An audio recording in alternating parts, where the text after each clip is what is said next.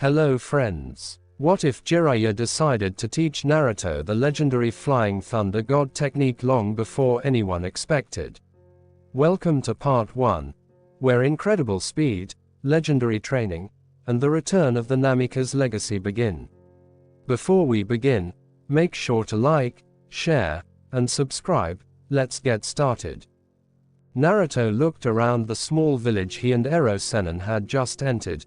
Like most of the villages he had been to in High no Kuni, Fire Country, the buildings were all made out of a mixture of wood and bricks, and were modeled in a Western style with flat rooftops and square architecture.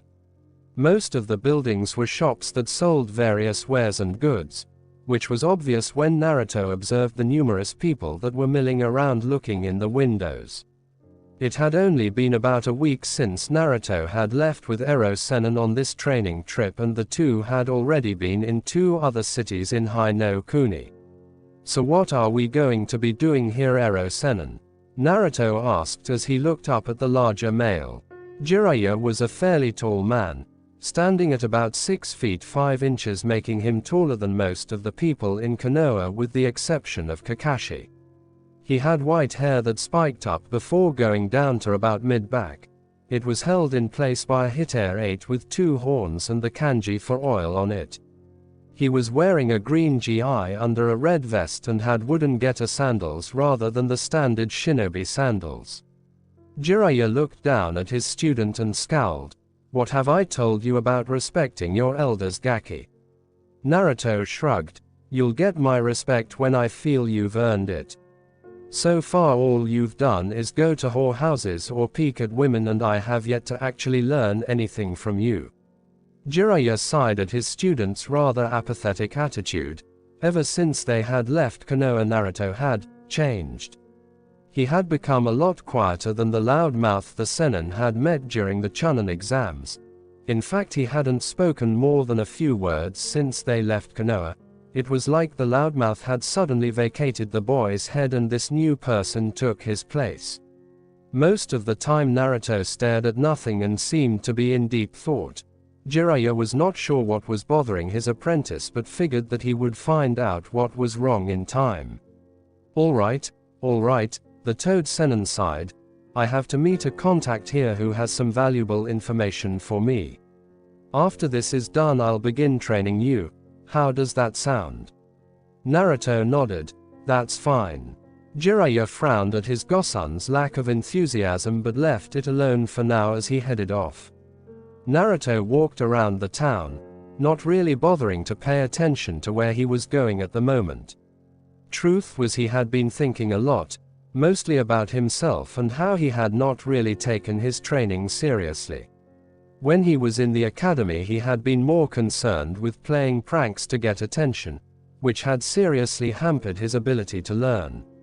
Of course, half of the problem was that by the time he had found a teacher willing to actually teach him rather than try to sabotage his training, Naruto was so far ingrained in his pranking and loudmouth tendencies that it had simply become a habit. He shook his head and sighed. Despite that, it still wasn't an excuse for not bothering to learn when he was able to. Had he actually applied himself to learn what he could, he may have been able to keep Sasuke from leaving the village. There was another of his problems. Sasuke Uchiha had been someone he had considered a brother. He had always thought that even with the small rivalry they had going, that they were still friends and always would be. That feeling had been dashed when Sasuke plunged Chidori's into his chest not once but twice. Naruto was no longer sure if he could keep his promise to Sakura by returning the boy, not that it would matter anyways. Naruto was beginning to doubt that Sasuke would ever willingly return. Even if Naruto forced him to come back, he doubted Team 7 would ever be the same. Naruto shook his head of the morbid thoughts. Now wasn't the time to be dwelling on such things. Sasuke's defection had opened Naruto's eyes to the reality of his situation. He needed to get stronger. He had to train and try his hardest to become a real shinobi, not the loud brat who could not even bring back someone he considered a brother.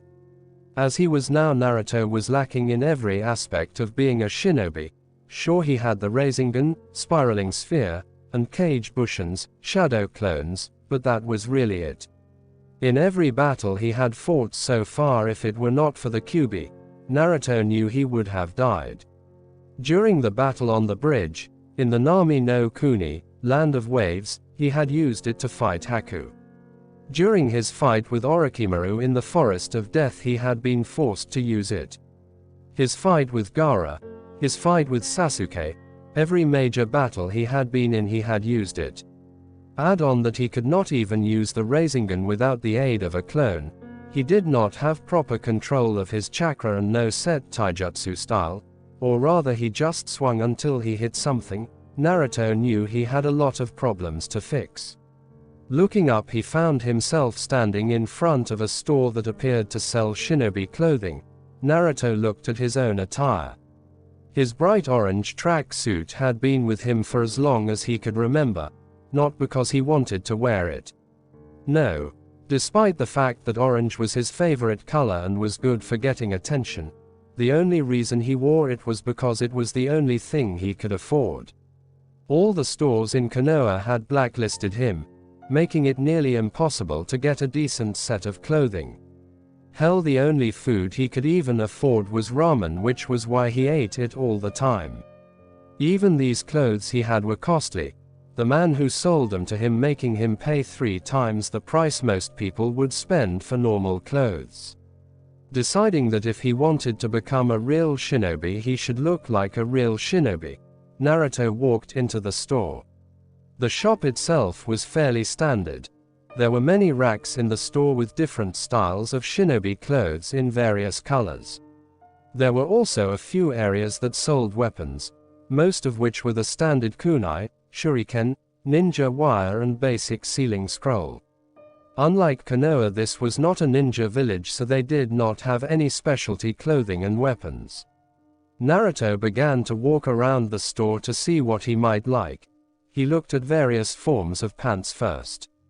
He wanted them to be in a dark color. Looking at a few of the different styles and colors he decided to buy several sets of dark blue cargo-styled pants.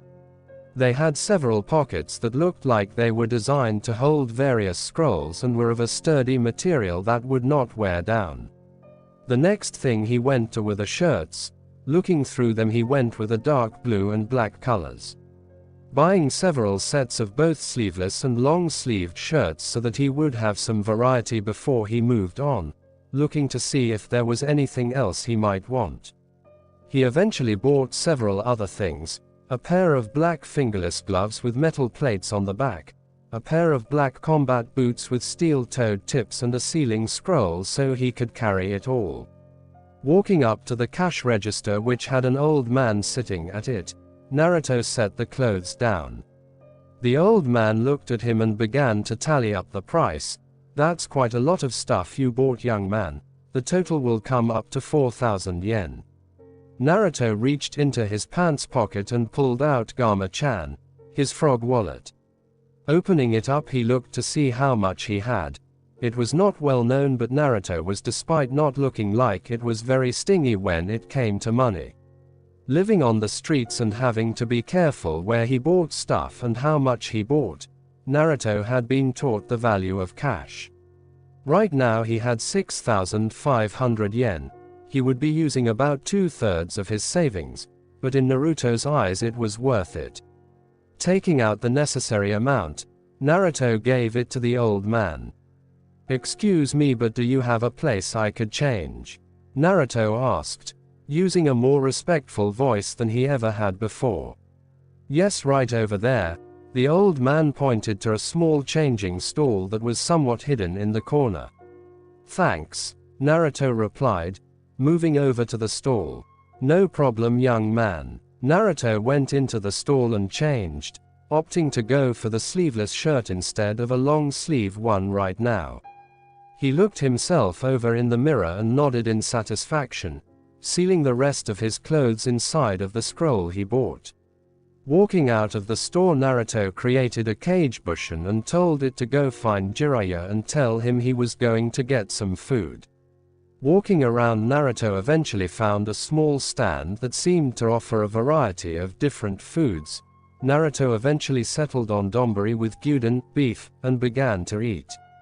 A few minutes later Naruto blinked as the memories of his clone finding Jiraiya drunk off with several girls hanging off the man hit him. What was that? Naruto wondered as he tried to figure out what had just happened. He had never had that happen when he made a clone before. Of course, normally when he made clones he would spam them out as if they were going out of style, so maybe he just never noticed.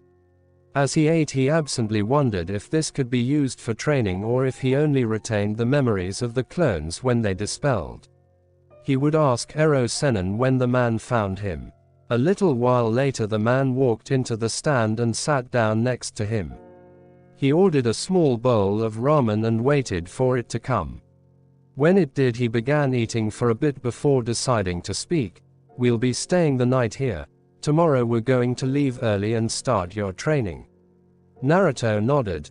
"Speaking of training, I noticed that I gained the memory of my clone when it dispelled." "Ho ho," Jiraiya said with a small hint of surprise and pride. "So you found out the secrets of the Kage Bushin, eh?"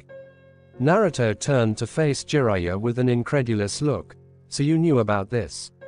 "Of course I knew, kid," Jiraiya snorted. "I've been waiting to see when you would figure it out yourself."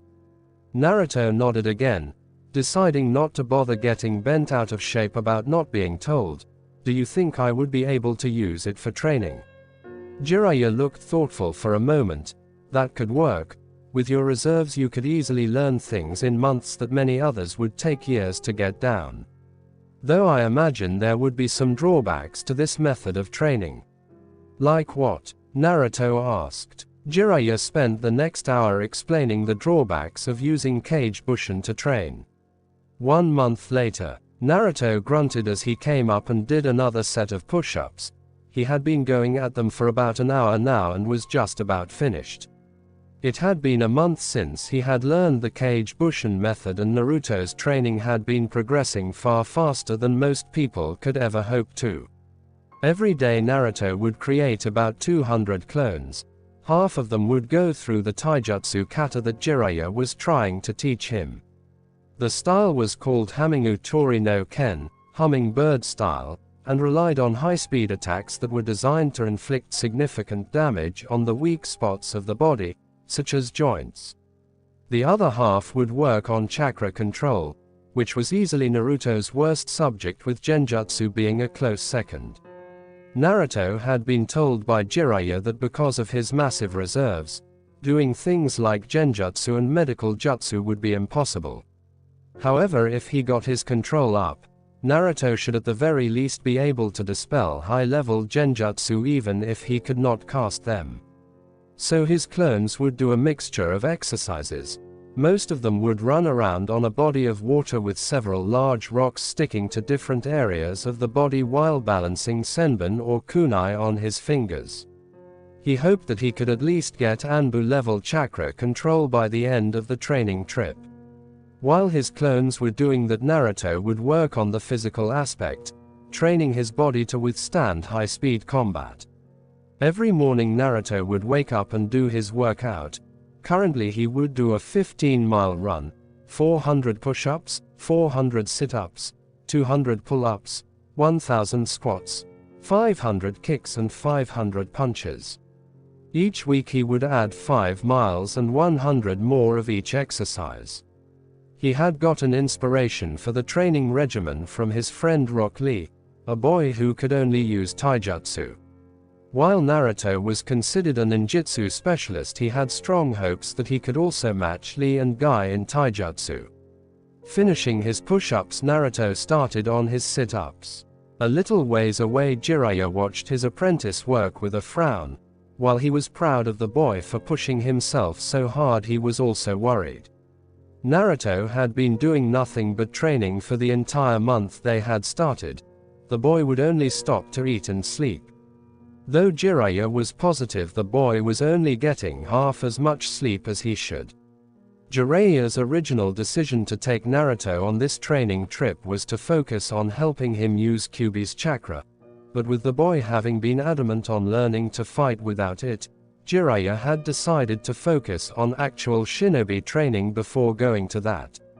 While the blonde had improved a good deal, going from mid-genin to about high chunin level, he would eventually crash if he kept at it. "Naruto," Jiraiya called out, "I want you to stop for a second and come here." Naruto looked up and nodded. Finishing his set, he stood and made his way towards Jiraiya. "What Jiraiya-sensei do you need, Jiraiya-sensei?" That was another thing that was different about their relationship. Whenever they were training, Naruto would always refer to him as sensei. Of course, once they were finished, it was right back to Ero Sennin, but at least it was progress. "I want to know what's eating you," Jiraiya said, narrowing his eyes as Naruto looked away. "I don't know what you're talking about, sensei," Naruto said, though he still wouldn't make eye contact. "Don't give me that crap," Jiraiya scowled. "You've been quiet ever since we left Konoha. In fact, you haven't been your typical loudmouth self since you got out of the hospital. Now that I think about it, I've rarely ever heard you speak more than 2 words unless it was about training. Now spill it or I won't train you anymore." Naruto winced at the obvious threat. For a moment he was silent before he sat down with a sigh. "It's just, I realized just how badly I've handicapped myself all this time. When I was younger, no one would ever teach me anything. I had to learn to read and write on my own because the lady who owned the orphanage said, demons don't deserve to learn how to do human things, and when I went to the academy it was the same way. I thought that since the old man was letting me go there, I would finally be able to learn and show everyone what an awesome ninja I could be if given the chance." Naruto closed his eyes. "That never happened. I was always sent out during important lessons or assignments. When they taught us taijutsu, I was taught incorrect stances. The list for the things they did go on. I eventually decided to stop paying attention. I played pranks so people would notice me. And by the time I found someone who was willing to teach me, it was too late. I didn't care anymore. Sure, I always said I would be Hokage, but I never really worked at it. I want to change that." Jiraiya sighed as he realized what the problem was. He should have known that Sarutobi-sensei would not have been able to protect the boy like he should have. Jiraiya should have been far more adamant about taking Naruto with him after the Kyuubi's attack. He was sure that a life on the move would have been better than a life of hatred. "I suppose I can understand that," Jiraiya said, "but you're still going to burn out if you keep this up." "I know," Naruto sighed, "but I can't help it. I want to become better. I don't want to be considered the dove, the loser anymore." The Toad Sennin looked at his godson for a long while before a smile broke out on his face. "All right then. Get back to your training and I'll make sure you become the best shinobi in Konoha, if not the entire elemental nations." Naruto grinned before running back to his spot where he began exercising again. As soon as Naruto and Jiraiya entered the next town, the Toad Sennin immediately turned to Naruto. "Listen, I'm going to go and find one of my contacts here so I can look for some information. You can wander around, just stay out of trouble, got it?" he asked. Naruto rolled his eyes at the man. "I'm not Ero-sensei." Jiraiya rolled his eyes at the new nickname. Apparently Naruto had decided that because Jiraiya had earned his respect, he would give him the sensei title. Of course, he later told the man that because he was still a pervert, he would not be removing the Ero part anytime soon. "I'll be fine. I'll just go and see if this place has any ramen, maybe do some training afterwards." "Whatever, brat," Jiraiya stated as he ran off. Naruto, having been with the pervert for the last month, recognized that the man was heading towards the red lights district. "Informant Mai," Naruto mumbled as he began walking around town. He didn't really bother taking in the sights. Having seen one city in a fire country, he noticed that they all kind of looked the same. Instead, he looked around at all the people. Even though he had been out of Konoha for over a month, actually having people smile at him rather than glare was a novel experience. He still was not really sure how to react, but he would occasionally return someone's smile with a tentative one of his own. As he was wandering, he noticed something else that made him curious. He had passed several groups of girls his own age, and not one to be rude to, well, anyone really. He had offered them a smile. This had the unexpected side effect of the girls doing two things. The first was for the girls to blush at him. The second was to huddle in whatever group they were in and start giggling while looking at him. He really was not sure how to react to this, having never had experience with girls aside from getting his face to cave in whenever Sakura hit him. He had not even touched a member of the opposite love before. He did not count Tsunade-chan, Shizune-chan or Ayame-chan, at least not without bodily harm done to him. And so he was left confused as he made his way around town, looking for a stand that would sell him some good ramen. After several minutes of searching, he finally found a stand that looked promising. He walked in and sat down at one of the stools. At the sound of his entrance, the chef turned around and spotted him. "What'll you have, kid?" Naruto frowned as he looked over the menu. I'll have 5 orders of your miso ramen, 4 orders of your chicken ramen and 2 orders of your beef ramen to start." The man behind the counter just looked at him for a second, wondering if this kid had some kind of mental deficiency. Are you sure you can eat that much, kid?" he asked. Naruto looked at him with his newly created, "Do you know who you're talking to?" look. "Of course I'm sure. If I wasn't, I wouldn't have ordered it." The man just looked at him before shrugging. "Well, if you say so." 1 hour and 23 bowls of ramen later, Naruto left the stand, leaving a very happy ramen chef and the feeling of his wallet several pounds lighter. He decided to continue his walk through the city before finding a nice quiet place to train. He wasn't too worried about getting lost. Jiraiya somehow always knew how to find him even when the man was drunk as a skunk. As he continued, Naruto noticed he was getting more and more of those looks from the female population.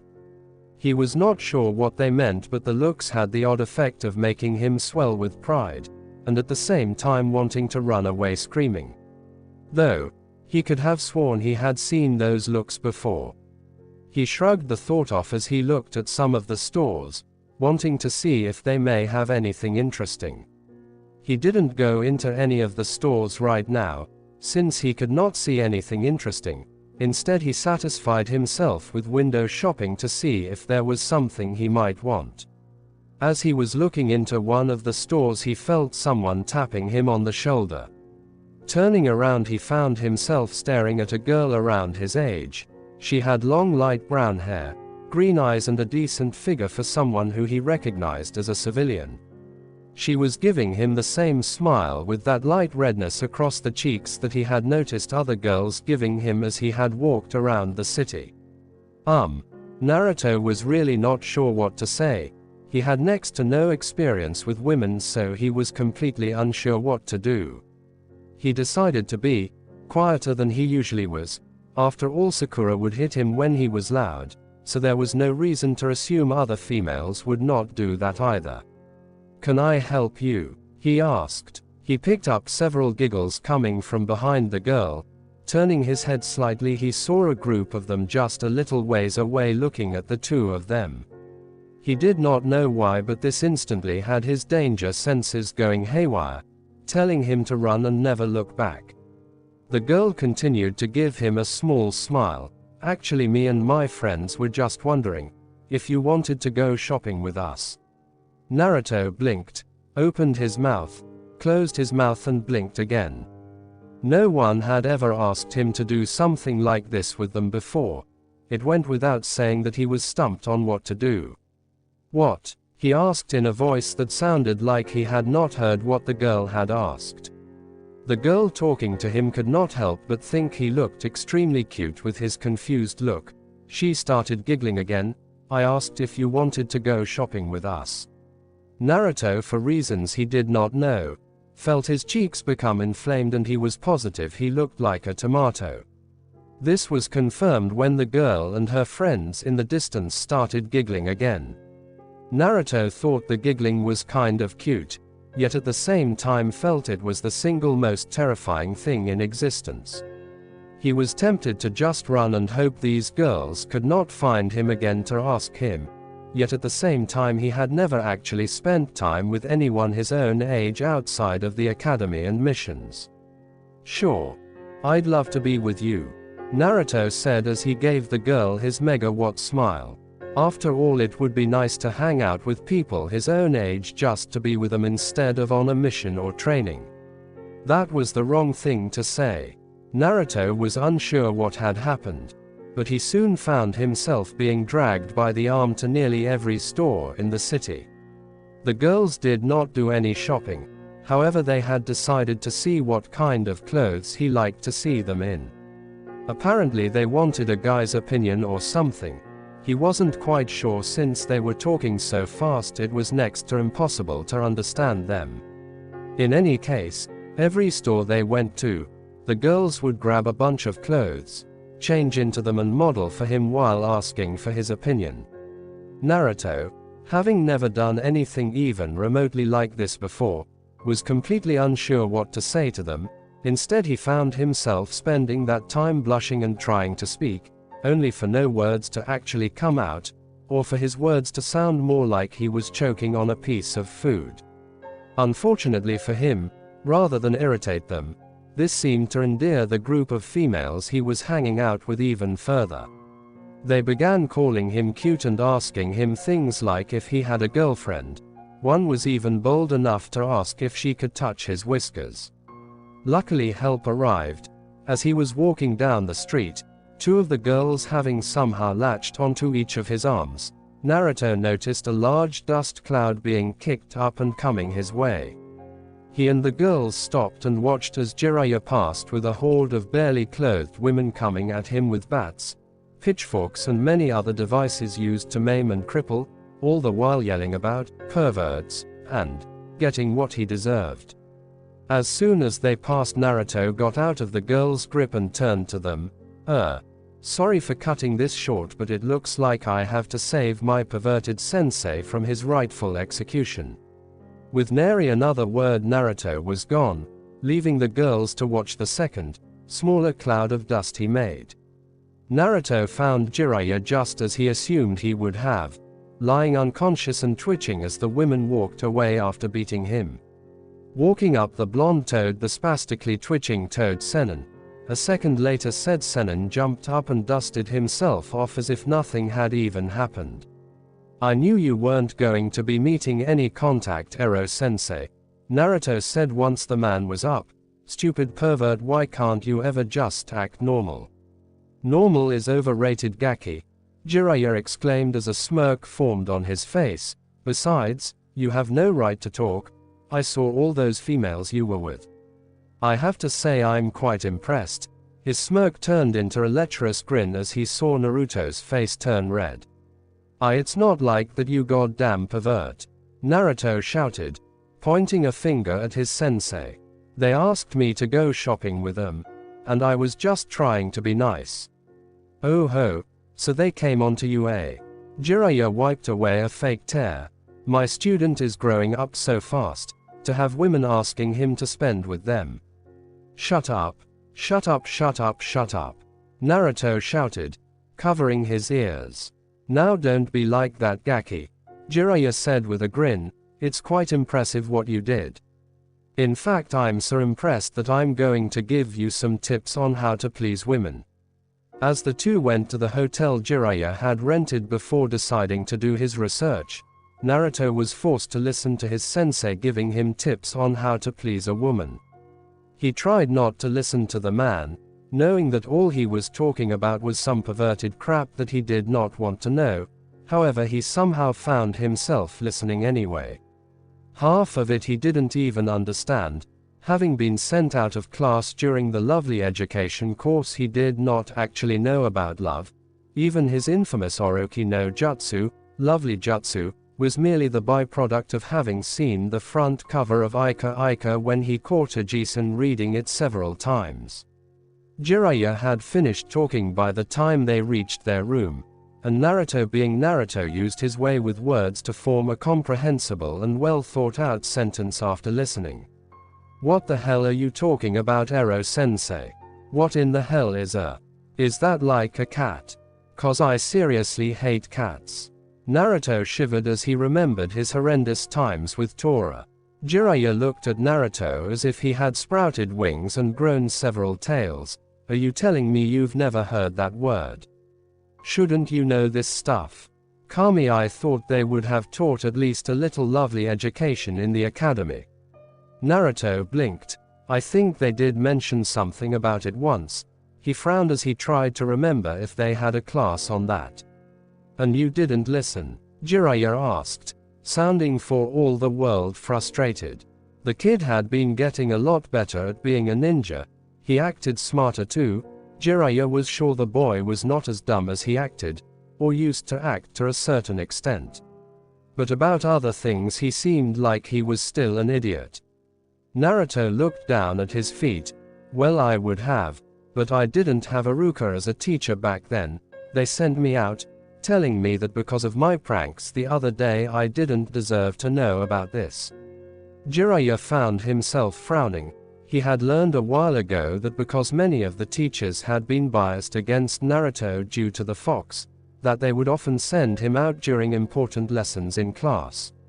It was part of the reason Naruto had next to no knowledge about being a shinobi. "What about your Orochi no Jutsu?" Jiraiya asked. "How did you come up with that if you had no knowledge of a lovely education?" "Oh, that," Naruto said in a dismissive tone. "I saw a Jisen reading that perverted book of yours and saw the cover. I got the idea from that." "But the girl in the front cover isn't," Jiraiya said. Naruto tilted his head to the side. "Neither is mine. What do you think that smoke covering is for?" Jiraiya found himself feeling stupid as he heard that. He had assumed that the smoke covering had been used to tantalize the person Naruto used it on into wanting more. Apparently, from what Naruto was saying, that was not the case, and the only reason the smoke was there was because Naruto did not know enough about female anatomy to actually create those parts. This meant that his apprentice knew next to nothing about love, or the opposite love. It was both fortunate and unfortunate that Naruto happened to be with a man who made his living off of books that were little better than porn. "All right, Naruto," Jiraiya said as he pulled out his first edition of Ika Ika Volume 1. "I'm going to be teaching you all you need to know about women." As soon as Naruto saw the little orange book, he knew he had to escape.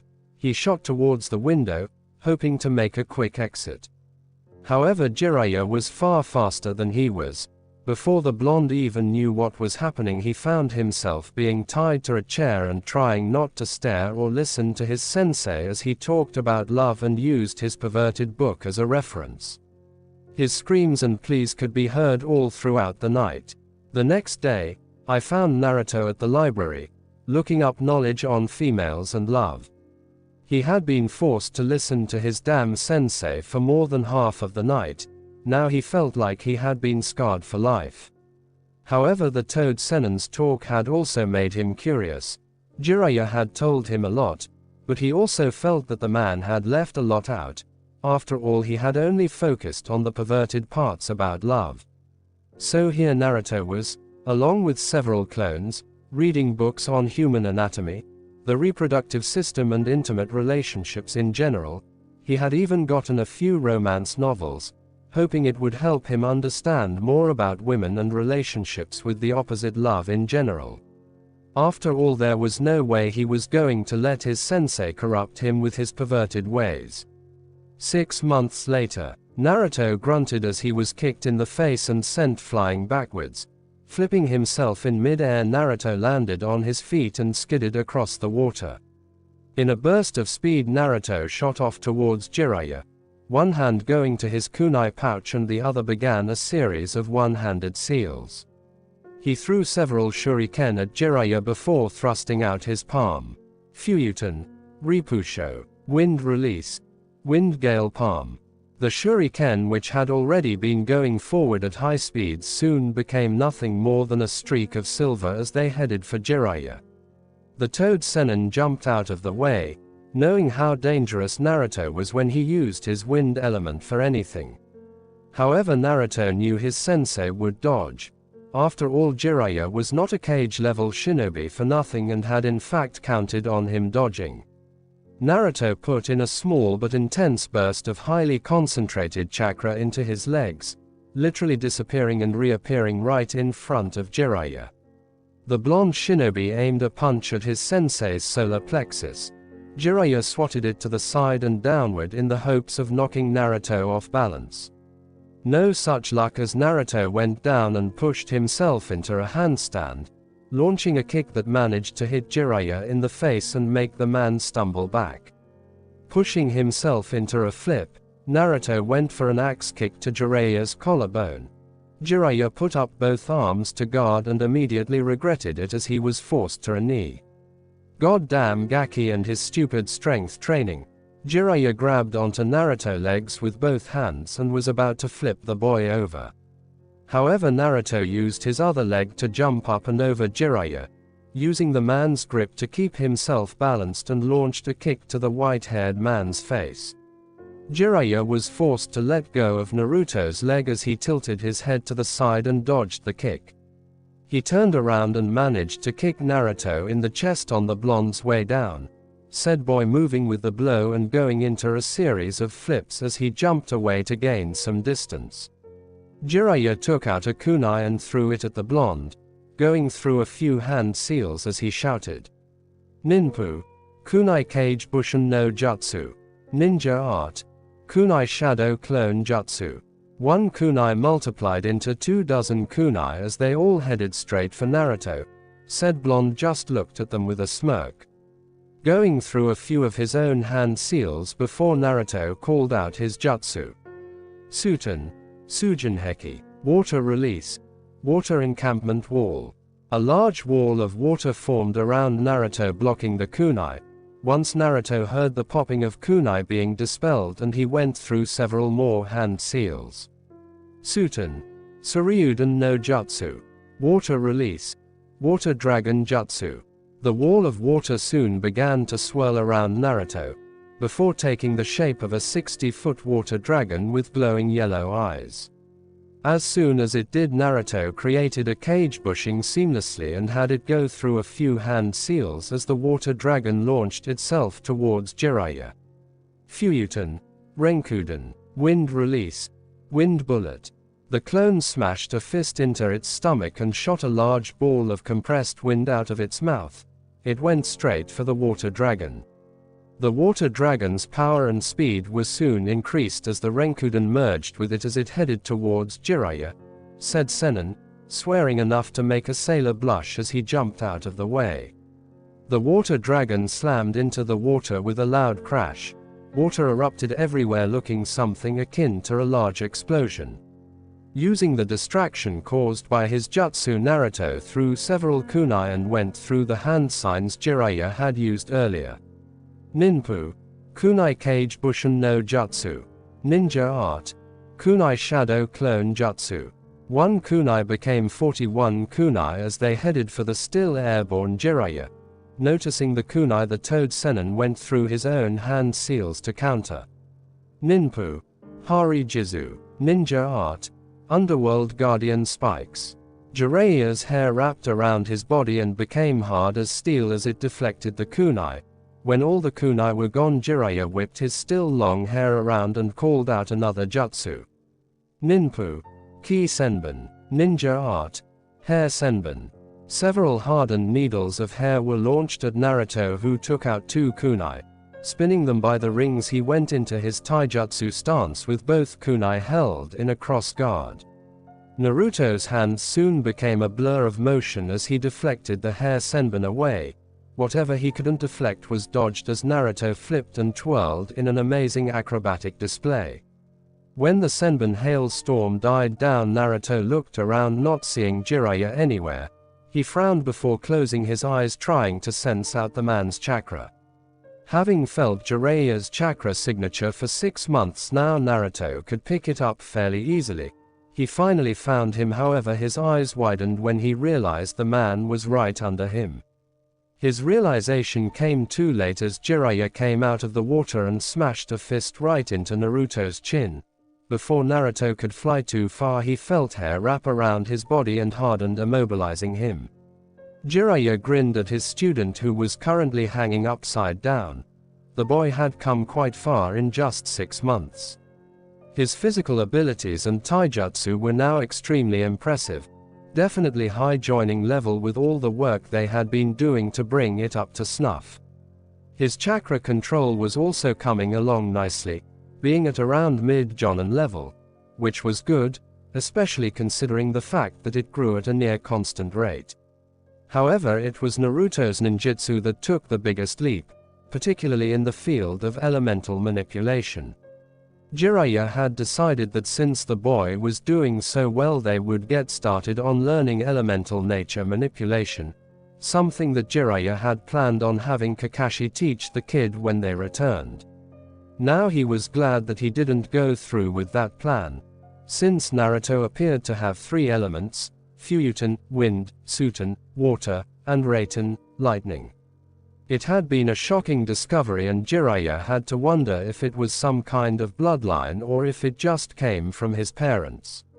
Minato had been a Fuyuten user starting out, but had later learned to use Reiten during the Third Great Ninja War.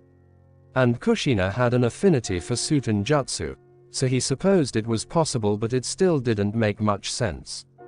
He actually planned on having Naruto tested when they returned to Konoha in 3 years. If he did have a Kekkei Genkai of some kind, it could cause problems. Jiraiya shook his head. He would worry about that later. Nice job, Gaki, but you're still too early to beat me. Naruto gave Jiraiya a pout before it turned into a grin that instantly put the Sennin on guard. Oh really?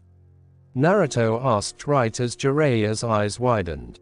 Shit. Jiraiya jumped out of the way just in time to dodge a large explosion as the now identified cage bushin he was holding blew itself up. As Jiraiya landed, he felt cold steel against his neck. He couldn't help but chuckle. You've been waiting to use that tactic, haven't you? Naruto grinned as he put his kunai away. Well, yeah, you tend to immobilize me a lot with those hair techniques of yours, so I figured it would be a good way to beat you. Jiraiya nodded as they had sparred quite often. By now it was obvious that Naruto would know Jiraiya's tactics. That was going to be an issue since others would not fight like he did, nor would they pull their punches. He would need to have Naruto gain some experience.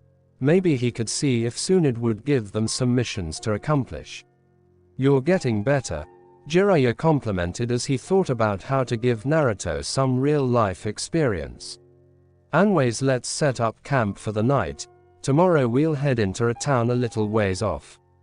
Alright, Ero-sensei, Naruto said as he grabbed several scrolls from his kunai pouches. Hey Ero-sensei, Naruto said as the two sat around a campfire.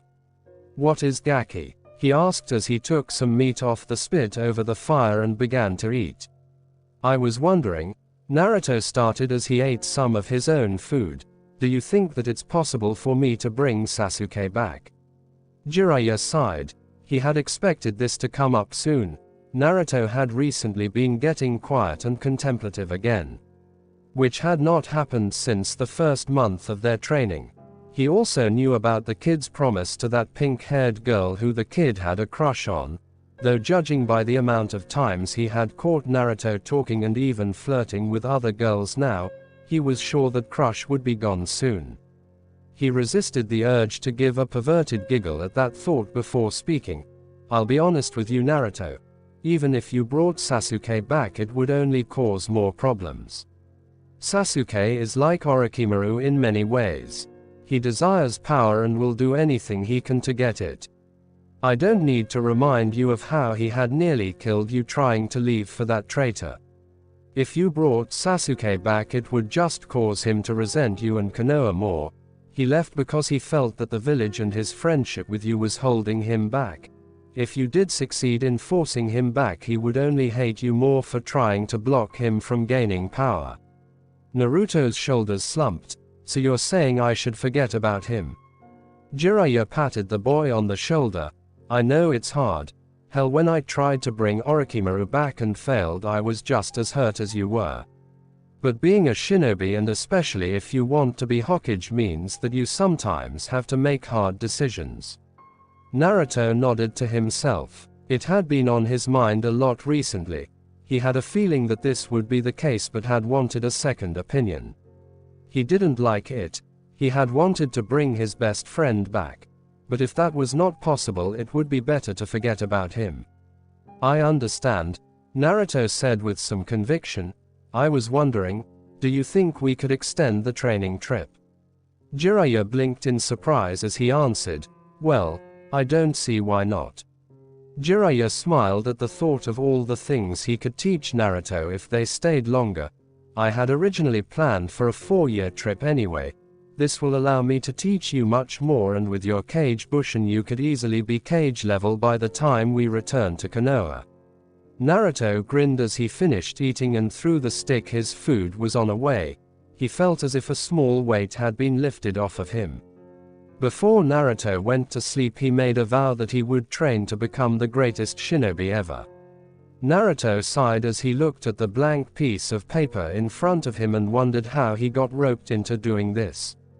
I can't believe I let Ero Sennin somehow convince me to write a book, he thought with a sigh as he remembered the bet he had made with his perverted sensei. Flashback. Naruto and Jiraiya were currently arguing again. Many people would probably wonder what the two could be arguing about. The answer was quite simple. Jiraiya had just been caught peeping again, and because Naruto needed his sensei to teach him, he had ended up bailing the fool out again. This was the 1,700,560th time that Naruto had been forced to do this, and he was getting sick of it. Sweet Kami Ero sensei, can you for just once in your life not go peeping in the hot spring and act like a pervert? Naruto yelled in the middle of the heavily populated city in Suki no Kuni, Land of Fangs. Shush, Jiraiya whispered as he looked around, seeing many of the women currently glaring at him. Keep it down, brat. You're gonna make it harder for me to do my research if you yell like that and alert all the ladies. Good, maybe if they don't go to the hot springs you won't go peeping, Naruto stated.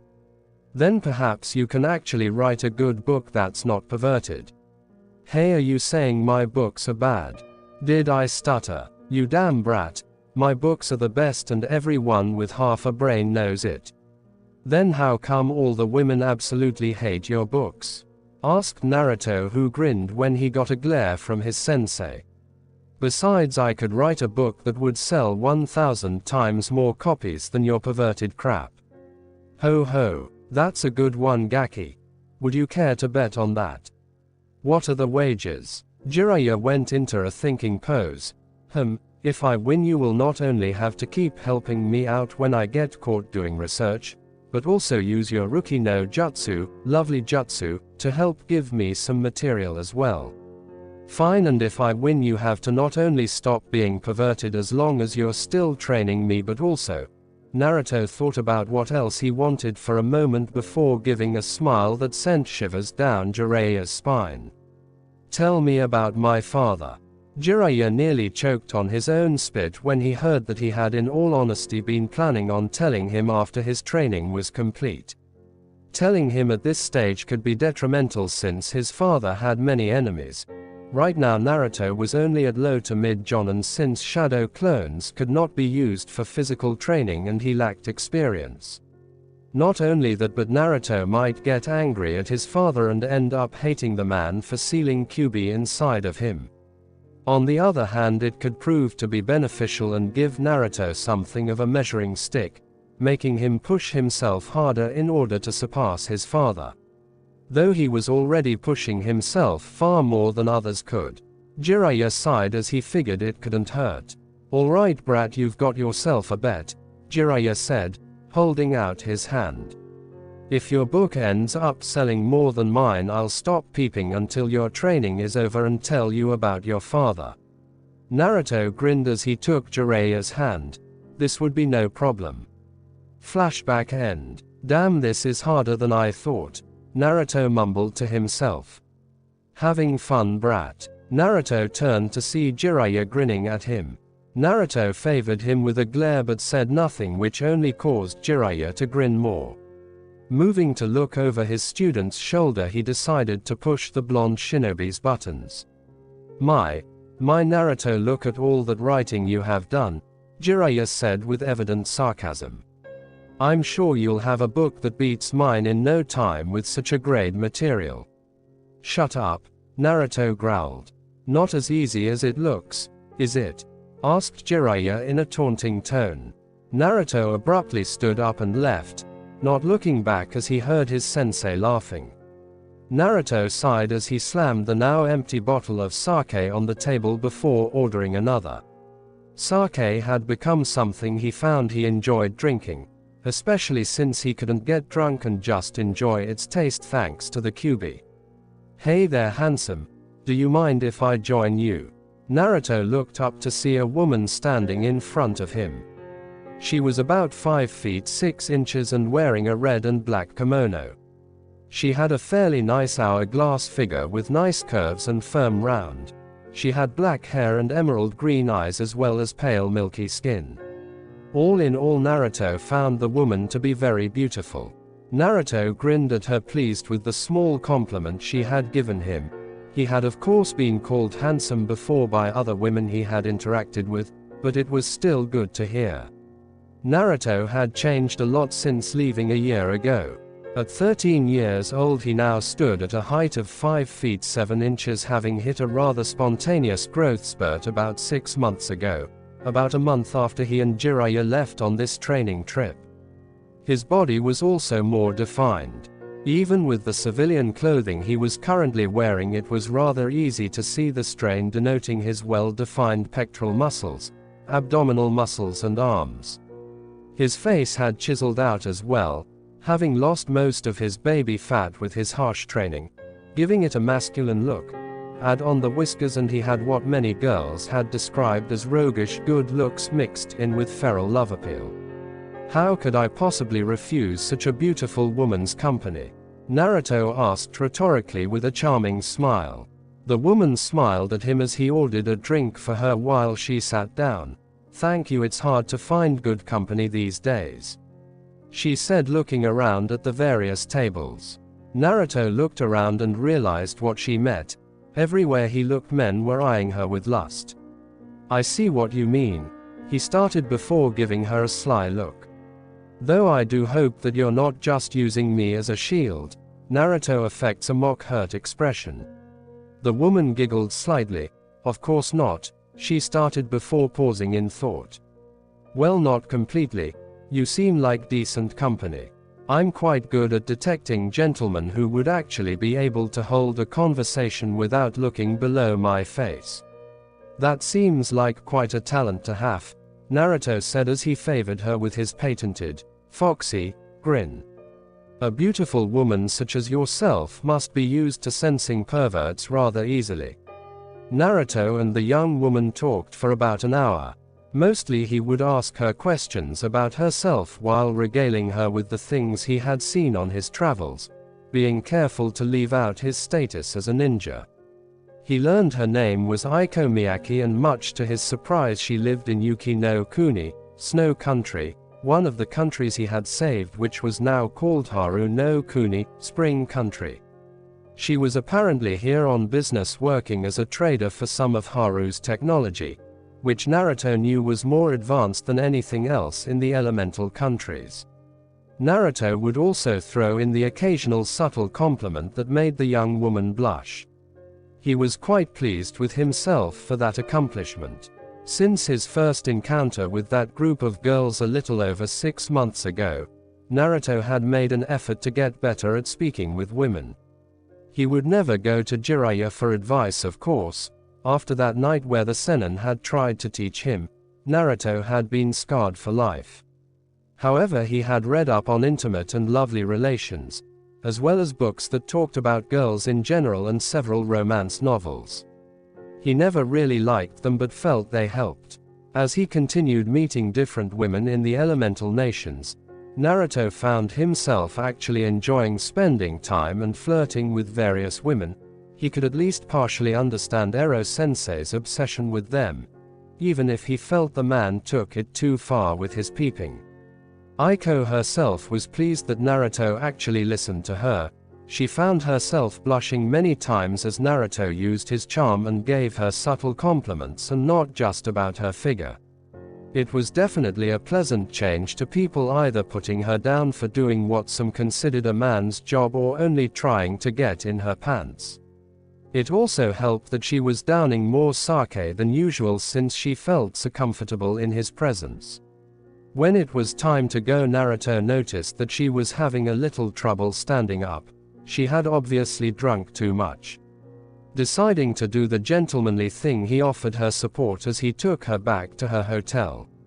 Of course, nothing ever goes right when you're with a young beautiful woman at night, and the two soon find themselves surrounded by several thugs. "Look what we have here, boys," one of the thugs exclaimed.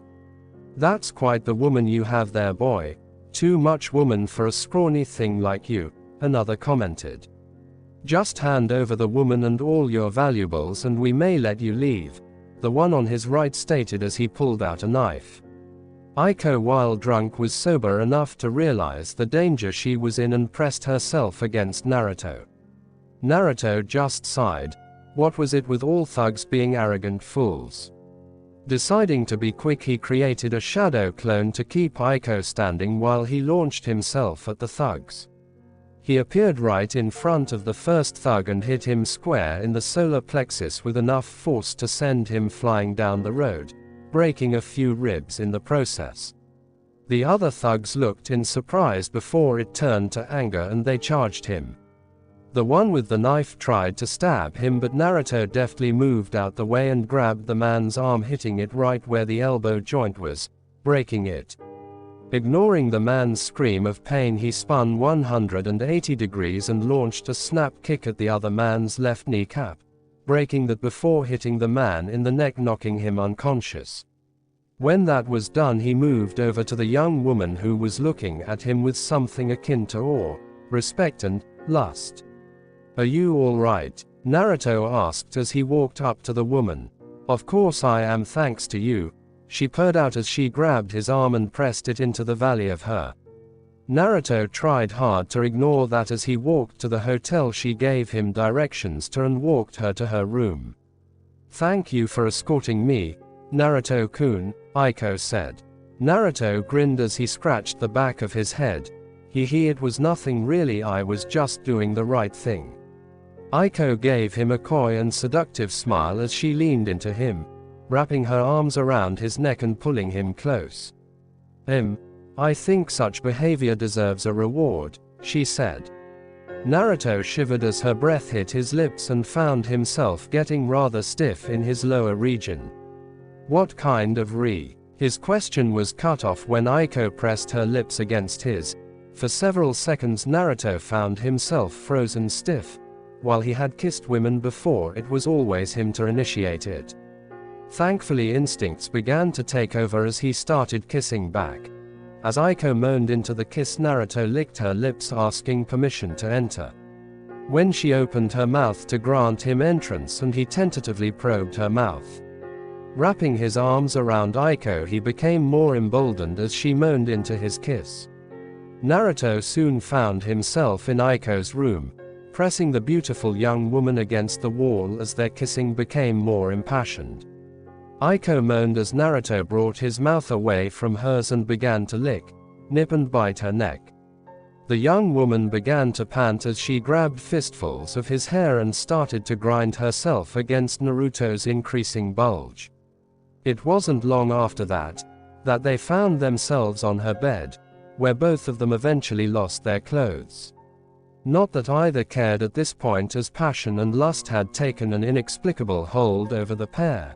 Naruto had one last thought before he completely succumbed to his growing lust. Thanks to Kami, I learned an anti-pregnancy jutsu from that medical book. Naruto held in a groan as the light from the window hit his eyes. Opening them slowly, he realized that he was in an unfamiliar room. He nearly panicked before he started to think rationally. Last night was fairly hazy and the last thing he remembered was escorting Aiko to her apartment. It was then he heard a content sigh and felt something trying to burrow its way deeper into his well-muscled chest. Looking down, he saw a mop of messy black hair. That's when he remembered last night. He couldn't help but blush at remembering what had happened. After Aiko had kissed him, they had found themselves giving into the feelings of passion.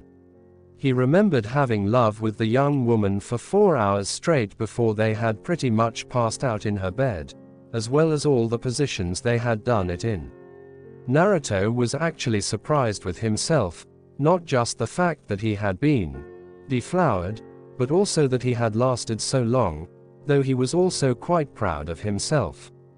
The blonde had been curious about love for a while, ever since he created his Orochi no Jutsu actually, and when he left to go on the training trip he had decided that this was his chance to learn.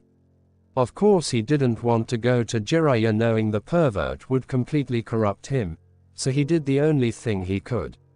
He picked up multiple books and read. One of the things he read was that most men do not last long, especially their first time. Though Naruto always did have high stamina, so maybe it was just brought over to his love drive. He heard a groan as Aiko stirred in his arms before lifting her head up and rubbing her eyes. "Good morning, Aiko-chan," Naruto said, hoping that he would not get beaten for what happened. Sometimes women could become violent and she had been drunk, so she might not even remember last night. Aiko looked at him and for a moment Naruto was afraid he was going to be on the receiving end of the female fist of fury. However, she just gave him a saucy smile. "Good morning to you too, Naruto-kun. I hope you enjoyed last night." Naruto gave an internal sigh of relief as he grinned at her. "I had a very good time last night. I hope that you enjoyed it as well." Naruto's answer was a steaming kiss on the lips, which soon turned into a small makeout session. It lasted for a while before Naruto realized he had to go or Jiraiya might start searching for him, and the last thing he needed was that pervert to see this. Deciding to thank her for the amazing night, he had several clones clean her sheets while he cooked her breakfast. The breakfast itself was fairly simple: eggs, bacon and French toast with a side of orange juice. Aiko, however, loved it, stating that it was the most delicious breakfast she ever had. One of the things Naruto had learned recently was how to cook. He found it was something he loved doing and was really good at blending spices and food. What he would consider a normal meal for him was apparently something that tasted like Kami had blessed it for others. When breakfast was over, Naruto thanked her again and gave her another intimate kiss before making his way to his own hotel. When Naruto got in, he noticed that Jiraiya was passed out on his futon, and several sake bottles littered the floor. Naruto, however, ignored this as he went to his blank sheets of paper and began writing. Last night had strangely enough done wonders to clear his head. He found that he had several ideas for a story, and so he began writing. He idly wondered if having love was the cause of his clear mind or if it was something else. Humming a little tune, he began to write. When the war of the beasts brings about the world's end, the goddess descends from the sky. Wings of light and dark spread afar. She guides us to bliss, her gift everlasting. 2 months later. I can't believe, Jiraiya mumbled as he cried anime tears. Believe it, Ero-sensei, you lost, Naruto stated with a shit-eating grin. But, no buts. Naruto wagged his finger at the depressed Toad Sage. Naruto's book had just been published a little over a week ago. Naruto had titled it Loveless and brought it to Jiraiya's publisher. After looking at what Naruto had written, the publisher had decided to put the book on the market. The results had shocked both Jiraiya and Naruto. Within the first few days the book had swept across the elemental nations by storm, beating out all 3 Ika books in sales and was still getting more popular. Jiraiya looked at the sales his student's book got and couldn't help but feel depressed. Naruto's book had earned a higher sales rate than his own books. Not only that, but there was not one mention of smutty goodness in it. It was inconceivable, impossible, and yet here it was right in front of him. Come on, you pervy old man, deal's a deal. Jiraiya looked at him before he grumbled about never betting against blonde gakis who are too talented for their own good again as he handed him a scroll. Naruto looked at the scroll before looking back at Jiraiya with an eyebrow raised in question. It's from your father. In case something ever happened to him, I was told to give this to you when I felt you were ready, Jiraiya explained. That was all Naruto needed as he opened the scroll and began to read its contents. After the first few sentences, Naruto's emotions started to slip. His lips quivered and tears ran down his eyes as what he had suspected for a while now was confirmed. He didn't know whether to be happy, sad, angry, or elated. Jiraiya watched his student's face flash through various emotions and became worried when the blonde face became blank. It was the look Naruto would get when they were sparring and showed none of what he was feeling. Naruto? Jiraiya asked in an unsure voice.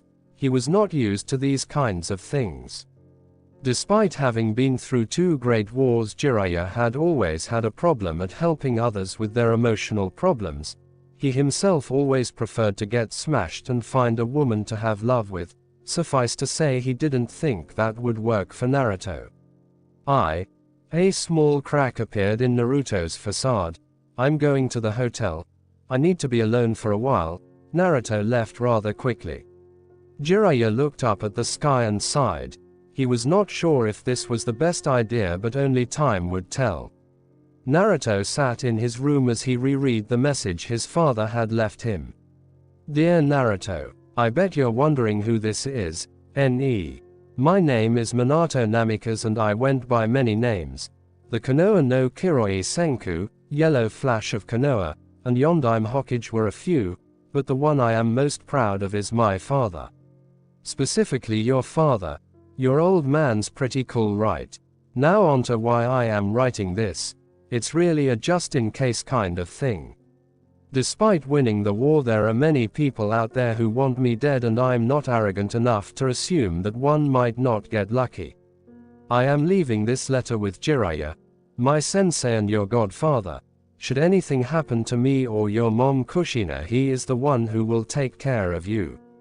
I told him to give this to you when he feels you're ready. Now that the boring stuff is over with, I have some things to give you that I felt were too important to keep at home.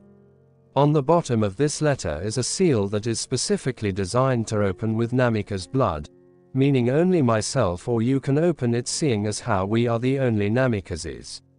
Inside this seal you will have several important things, the first being one of my Hiraishin kunai. Note that these will not work for you because of a specific blood seal that is tied to me and only me. The Hiraishin is simply too powerful a tool to use without taking great precaution to ensure it does not get replicated, but this should be a good basis for you to make your own shiki formula, for your own Hiraishin is the key to the formula created. Without it you won't be able to see all the seals on the kunai. The last and just as important are my notes on the Hiraishin. They're not complete since I figured that if you're anything like me you will want a challenge, but they should give you a basis to start with. If I die, I hope that this letter lets you know that I love you and hope that this can in some way bring us closer as father and son.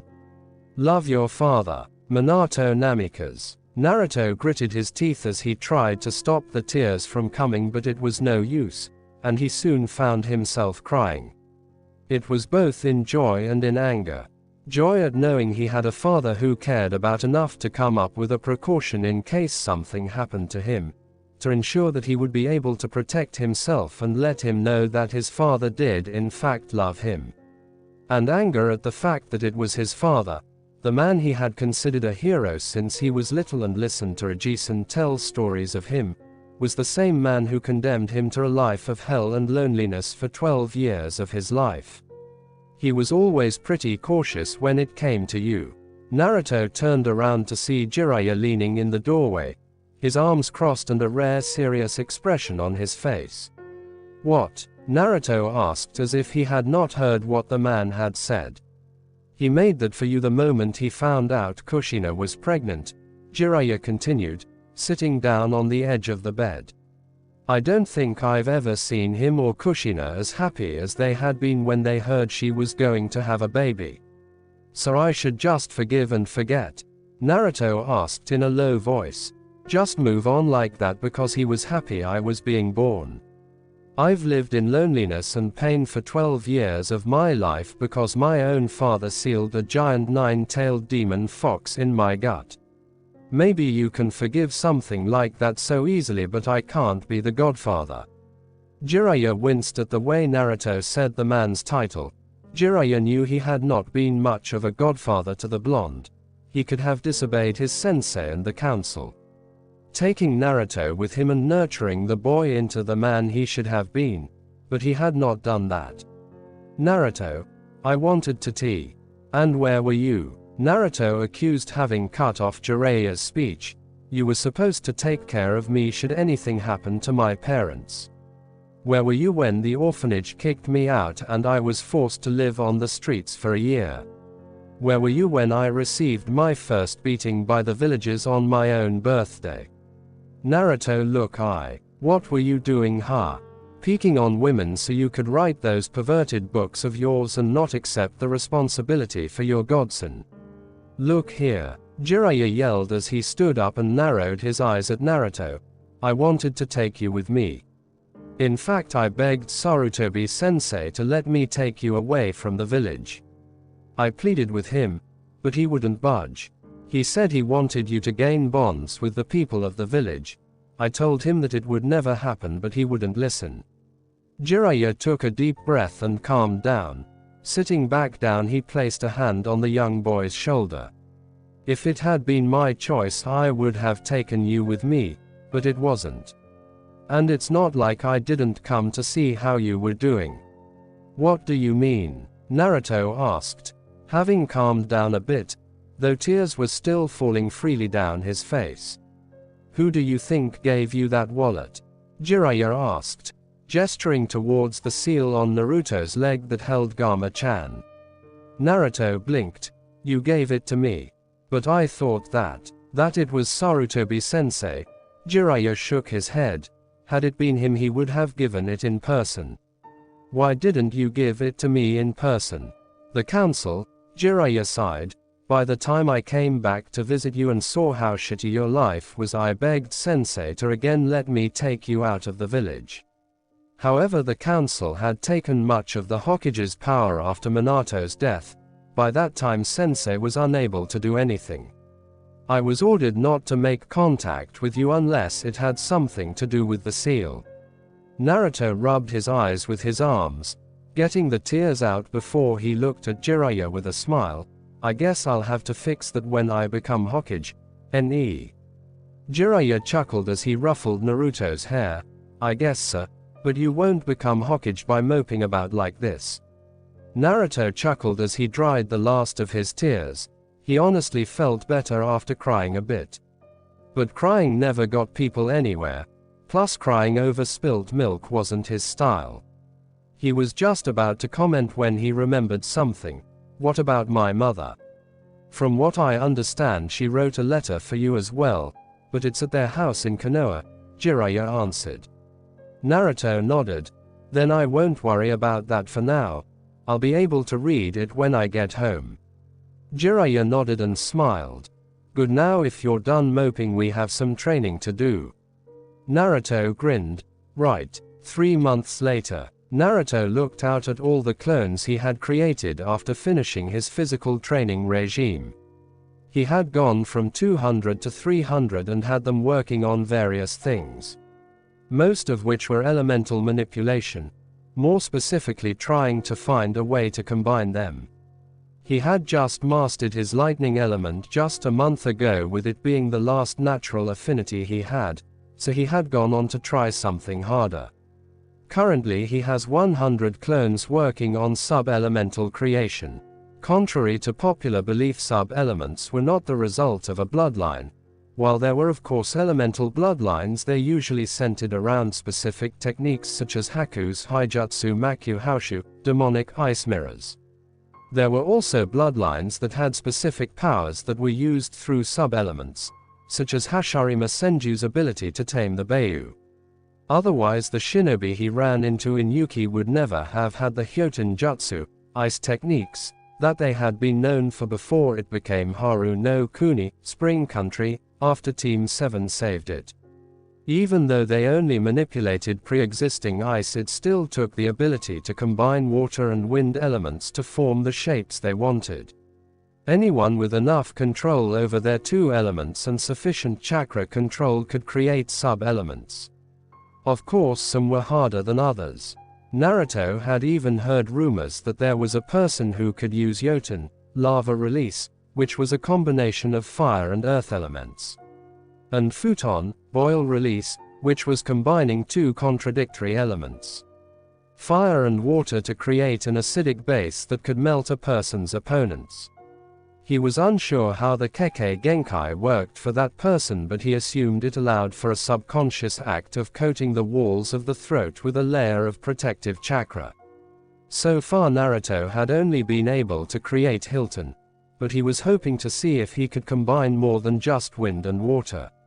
Another 100 were working on a mix of Tai and Kenjutsu katas, after Naruto had decided it would be good to learn how to use a weapon other than kunai and shuriken. Despite not having any style to go off of right now, Jiraiya had told him he was pretty good with a sword. It was Naruto's hope that he would be able to create his own style. Like his taijutsu style, which he had learned was his father's style, the Kenjutsu relied on high-speed combat. Rather than aim for joints, nerves and delivering bone-crushing blows, this style was designed to kill, going for the 8 vital points in the human body. Its movement was also based on his affinity with wind and water. The style was meant to flow, so to speak. The user would move like the water, flowing in and out of attacks like water flows around a rock. However, it was also fast and unpredictable like the wind. It could be calm and centered one moment, then have all the power and fury of a raging hurricane the next. Right now the sword he was using was one he had custom made when he and Jiraiya had gone to Tetsu no Kuni, Iron Country, a country which had been considered autonomous for many years and was well known for the powerful samurai force. The blade was a total of 2 inches 6 in length, making it a Kodaki class weapon, with a pitch black finish while the edge was a vibrant silver color. The guard was that of the Uzumaki swirl, made to look like it was made of 9 fox tails in a dark orange color. The handle was also wrapped up in a dark orange cloth, with a gold pommel at the end and 3 tassels on the bottom. The sword was made out of a powerful chakra-conducting metal that was found only in Tetsu no Kuni. It was the same metal that allowed that nation's samurai to launch chakra-based attacks from the blade. It was also very expensive to have made. Along the edge of the blade were several powerful and hidden seal arrays of Naruto's own design. Their purpose was to store elemental chakra so he could launch elemental attacks rather than the standard chakra attacks to give him an edge in battle. He also gave the sword what he called a chakra circulatory seal. What this did was give the sword its very own chakra system, complete with artificial tenketsu points that were bonded to Naruto's own chakra coils. This allowed Naruto to utilize more power if the seals ran out of chakra in battle. It was based off of the few things he had heard about on the Samehada, a semi-sentient blade that could absorb foreign chakra. Though Naruto's was not semi-sentient, it was connected to Naruto in a way that most swordsmen would never be with their swords. He had given it the name Susanoo, God of Storms. The last 100 clones were doing a variety of different things, most of which were reading. Naruto had found an immense desire to learn after wanting to change himself.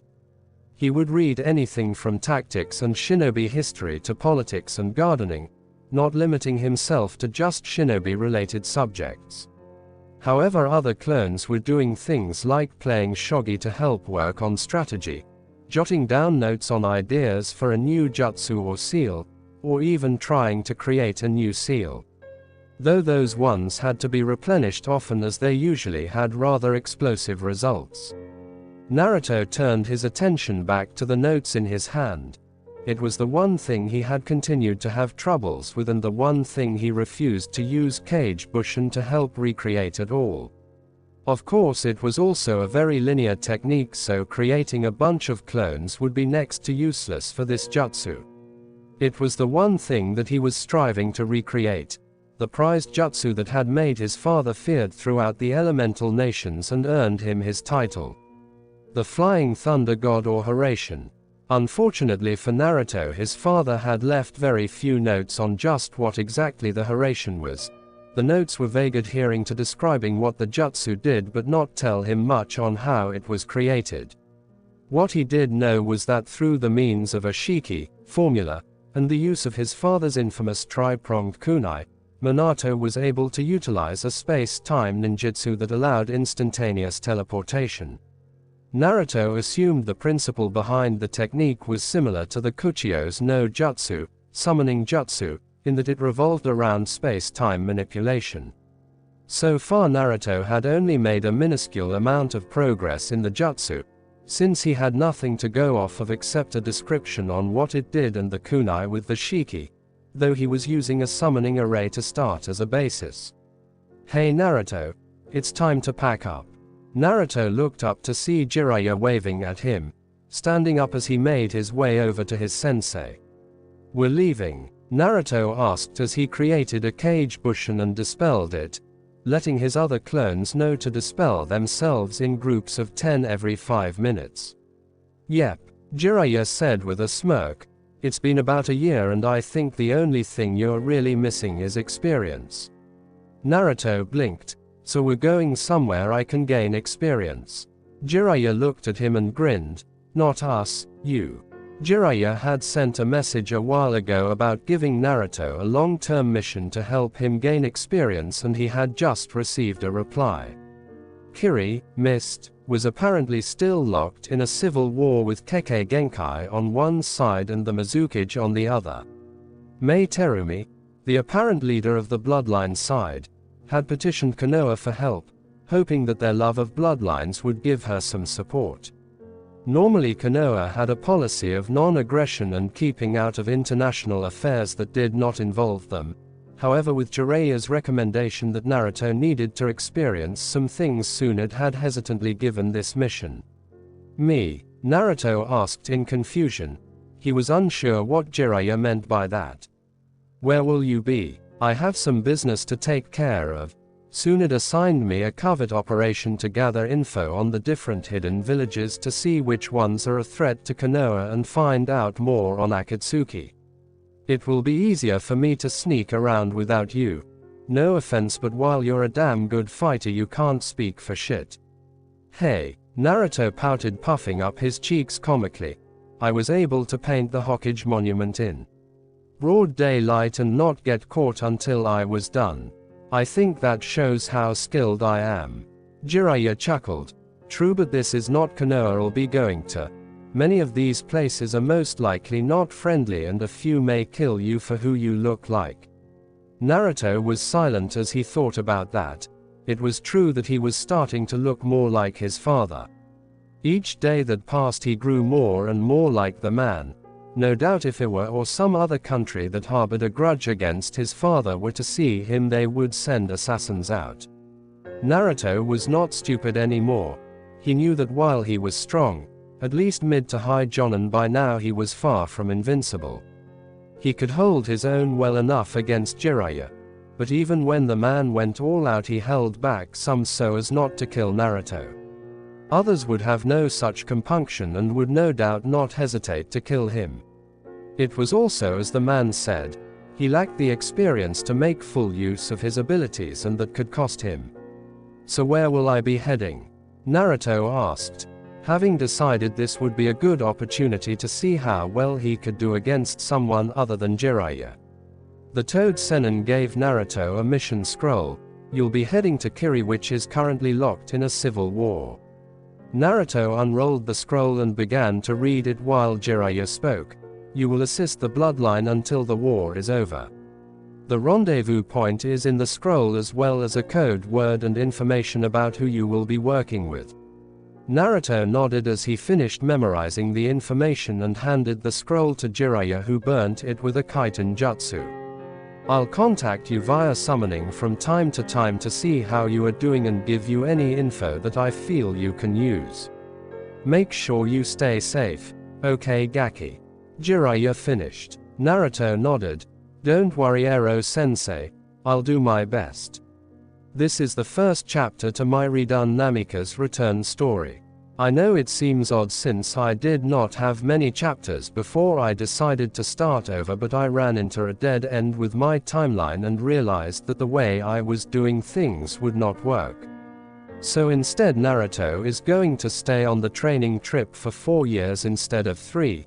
This is so I can tie my story together more nicely. Note this will follow the canon on several things. Moonai Plan and Kushina being a Jinchuriki for Kyuubi will be tied into the story. Also, the first part of the story will be when Naruto is on his training trip. This is going to be used as a replacement for the many of the archers that Naruto would have gone on had he arrived in Konoha with just 3 years of training. Archers like the Orochimaru and Sasuke searching arch, the Sora arch. This is the one that introduces Naruto to elemental manipulation, and the Raisin Shuriken arch. Others will be in there. I will actually have the Gaara retrieval. It will just be done differently since Naruto is out of Konoha. I'm not sure how many chapters it will be before Naruto returns to Konoha, but it will be a few since I will have a lot of character development for Naruto and others he will interact with outside of Konoha.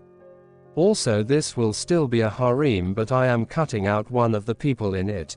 Temari, I have decided, will not be a part of the harem since I don't really see a point in having her. This means the harem will be Naruto, Yugito, Mei, Konan, Kyuki, Yugao. Now some of you may have questions on how Naruto seemed to get out of his funk about Sasuke, his lack of shinobi abilities and his father so easily. I know it seems odd, but we all know that Naruto has never believed crying over what can't be changed will help. If all of you remember the wave arch, you will be able to recall when Naruto called Inari a coward for whining about his father. Also, Kakashi had told Inari about how he had never seen Naruto skulk or cry about things, so I feel that this shows Naruto's ability to deal with pain. Also, I have a poll on my website for voting on which story you readers would like to see most. I have 4 others that I am currently working on. But I want to focus on just 1, maybe 2 for now. I will eventually complete all of them. But I feel that if you focus on too many, it will lead to future problems with the stories being written, and it will cause them to not be updated for months on end while working on one of the other stories. So make sure you send me a poll on which story you would like to see the most. Naruto readjusted the hood to his cloak as he got off the ship he had gotten passage on. Bringing a hand up to his face, he also made sure his face mask was in place to hide his whisker marks before looking around. The port town he was in had definitely seen better days. The ships that would normally be bustling in and out of the port were almost non-existent, with there only being 1 or 2 ships in the dock. Most of the buildings were run down and had rust staining many different areas, making it obvious they either did not have the resources or the people to maintain appearances. The people were even worse off. As Naruto began to walk to the meeting point, he saw more homeless people in this port than he did when Gato had been terrorizing Nami no Kuni, Wave Country. Many of them were sitting off to the sides of the street, begging for money or food, while others were hidden in back alleys and side streets. What was worse was that Naruto could see whole families who were homeless, little children who were even more malnourished than he had been when trying to scrounge a living in the streets of Konoha. Just the sight of seeing how terrible these people had it and knowing there was nothing he could do to help alleviate their pain right now was heart-rending for the young man. Out of the corner of his eyes, Naruto saw several figures hopping from the roofs. Ninja with the Kirigako, Hidden Mist, Hiter 8. He took a moment to watch as several patrols passed by, most likely looking for bloodline rebels and/or dissidents. Naruto watched the ninja as they passed, trying to get a feel for their emotional position. Living in the streets, Naruto had picked up the unique ability to detect what others were thinking and feeling to a certain extent, an ability that had saved him from a number of beatings by drunken villagers in the past by allowing him to avoid the more unsavory people who would wish him harm. Many of the faces on the ninjas here were an open book.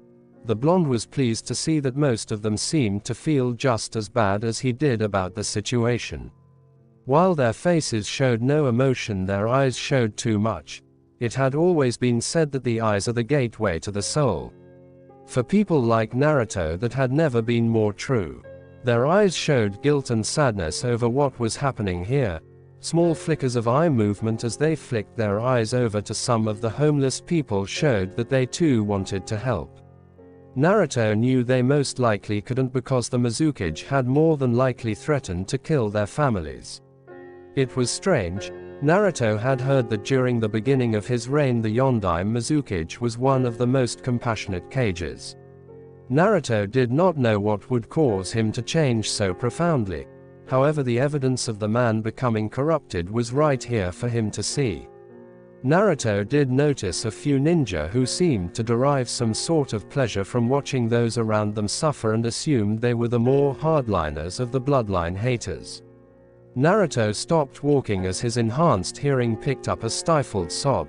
Looking around, he noticed a few of the other ninja seemed to notice as well and looked even more guilty. Channeling chakra into his ears, Naruto was able to make out the sound better. Let's see, judging from the pitch of the voice, it's a female around her mid to late teens. The sobs sounded pained and Naruto could also hear fear in it. Having never been one to stand by when someone was in that much pain, Naruto put more chakra into his ears to locate the source of the sound. Walking into a small alley, Naruto looked around. When he was sure no one was following him, Naruto disappeared in a gentle breeze. Reappearing on the roof, the blonde crouched down and activated one of the few genjutsu he could do. It was more of a genjutsu, ninjutsu hybrid, much like the standard henge that is taught in the academy. Rather than affecting the mind of an opponent, it affects the surroundings of the area. Channeling chakra into the oxygen particles in the air, masking and camouflaging the area around Naruto to make it seem as if there is nothing there, making him invisible to all but the most powerful of cage-level ninjas or those with dojutsu and enhanced senses like those of the Inazuka clan. It was a technique Naruto had been taught by Ero Sennin, who used whenever he tried to peek on women. Though Naruto understood it had many applications in stealth and espionage as well. Making sure he would not be spotted by any of the ninja that were passing on the roofs, Naruto continued on his way towards the sobs, which were now becoming much louder and clearer. Naruto eventually found the source coming from an abandoned warehouse of some kind. There were no ninja that he could see in this area, but he knew that did not mean anything. He looked towards the second-story window, which is where the voice was coming from. Dropping off the building he was on, Naruto quickly moved towards the warehouse. Channeling chakra to his feet, the blonde shinobi walked up the walls to take a peek inside the window. What he saw was something that would haunt and disgust him for a long time to come. Inside was a young woman who couldn't be more than 16 or 17 years of age. She had long dark brown hair which seemed to be the standard hair color in Kiri, and vibrant green eyes. Her skin was a pale milky smooth color, and she had a figure that Naruto had seen on some of the civilian supermodels that Ero Sensei was with on occasion. At least the woman's eyes would have been vibrant if it were not for the fear in them and the tears that were flowing out of them freely.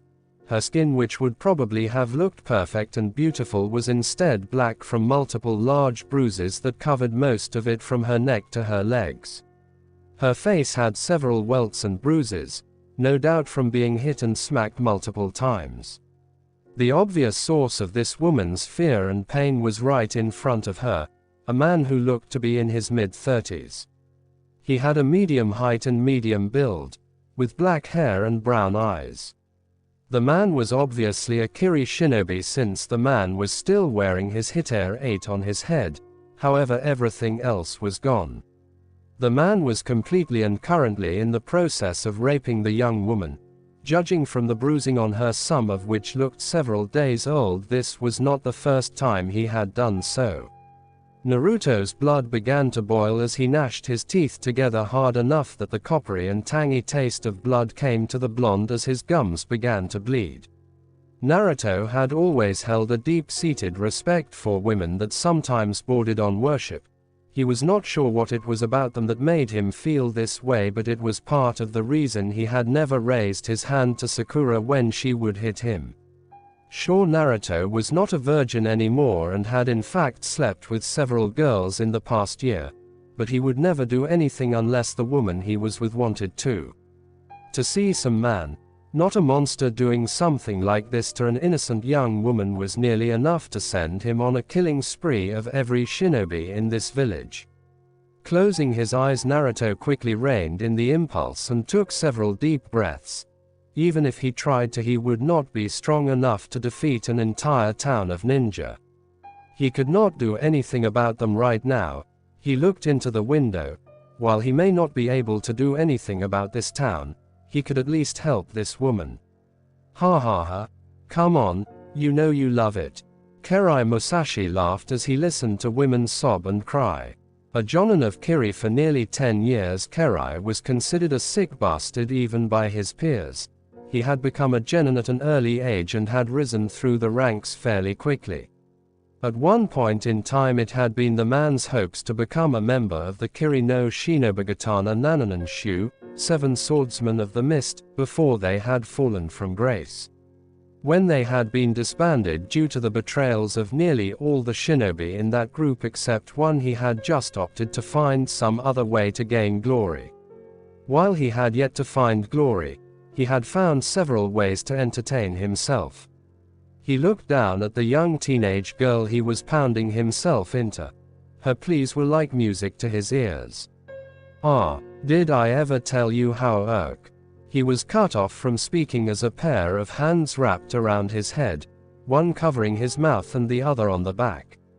With a quick twist, the hands snapped Kerai's neck and let him fall out of the girl and drop to the floor, revealing Naruto, who was glaring at the corpse as if hoping it would spontaneously combust. Taking his attention off the now dead shinobi, Naruto looked over at the girl and winced. She looked like she was going into shock, no doubt from seeing someone die. Her eyes were wide and she was starting to hyperventilate. He made to move over to the girl and help treat her wounds, but stopped when she turned her attention to him and began backing away. Please, don't hurt me." The girl's voice choked as she continued to back away, despite the fact that she was already pressed against the head of the bed. Please, I don't. Naruto pulled down his hood and face mask to give the girl the most compassionate smile he could muster despite the sick feeling he had in the pit of his stomach. "Don't worry, I'm not gonna hurt you." The girl looked at him and seemed to calm down a bit. "I just want to help you," Naruto continued as he made slow movements towards her. You do?" she asked as a small flicker of hope appeared in her eyes for a brief moment before vanishing. "How do I know I can trust you?" she asked in a low voice. "You don't," Naruto said, keeping his tone warm and kind. "I have no way of proving to you that I don't mean you any harm. All you can do is choose to trust or not trust that what I say is true. However, I promise you right now that I will help you and take you somewhere safe where you won't ever have to deal with things like what that man did to you again." The girl looked at him for a second before slowly relaxing. She scooted herself away from the head of the bed and moved to the center of the mattress. Naruto made slow movements towards her to make sure she did not freak out before sitting at the edge of the bed next to her. I'm going to take out a scroll containing medical supplies to heal you. Is that okay?" Naruto asked. He received a cautious nod and slowly reached into his pouch, which had several containment seals that were used to hold his various ninja tools. Pulling out a scroll, Naruto unrolled it on the bed and unsealed the materials. A number of medicinal creams, disinfectant and medical bandages came out of the seal. Naruto had long since realized that he would never be able to use medical jutsu, not just because he was always constantly battling to keep his control at the level it was at due to the constant increase in his reserves, but also because his chakra had traces of the Kyuubi's in it. While the minuscule amounts did nothing to him since he has had the fox since birth, they were incredibly toxic to others. Still, that did not mean that he would not do the best he could to make up for his deficiency in this area by becoming adept at the creation of healing ointments and herbology. Naruto picked up one of the tubes containing one of his own personal creations. To make up for his lack of being unable to use healing jutsu, Naruto had long since decided to try and make a healing cream based off of his own abilities of regeneration. Naruto had always known that he healed quickly. Wounds that would take weeks for others to heal were gone in hours, and ones that took months to heal disappeared within a day. Naruto knew this was due to Kyuubi and the seal on his stomach, which channeled the fox's chakra into his body at a constant rate. A little over a month ago, Naruto had been able to replicate that ability to an extent and make a powerful healing cream. Utilizing the art of fulinjutsu, sealing art, Naruto had come up with a modified containment seal that was designed to be able to store Kyuubi's chakra. With the use of several powerful purification seals that were designed based off the ones on the Shikifuan, Naruto was able to purify Kyuubi's chakra to the point that it was no longer poisonous to humans. Of course, because of the potency of the chakra, it still had to be given in low doses. Lethal wounds like being impaled or broken bones could not be healed with the maximum amount that could be used on a person, which was about the amount of chakra used to make a standard Bushin jutsu. But wounds like bruises and small scrapes and cuts were an easy fix for the ointment, which had the chakra that was stored in the seal mixed into it. "I need you to lie down while I apply some healing cream to your bruises. Can you do that?" Naruto asked in a calming voice. The woman nodded and laid herself down on her back as Naruto uncorked the lid to his ointment.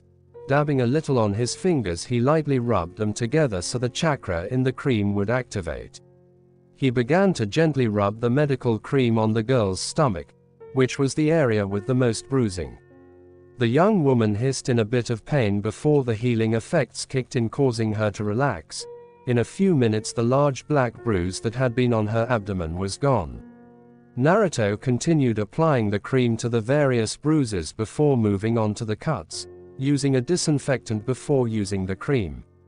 When it was done, the blonde wrapped the larger cuts in bandages, making sure all the wrappings were secured and covered as he allowed himself to feel a small amount of pride.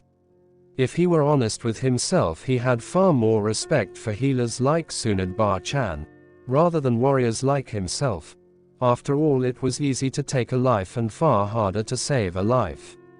"Can you stand?" Naruto asked as he held out his hand to the young girl. She hesitated for a moment before taking it and standing. The young woman let out a yelp of pain as she began to fall. Naruto wrapped an arm around her waist and gently lifted her up while being careful not to touch her bandaged areas. Naruto sighed.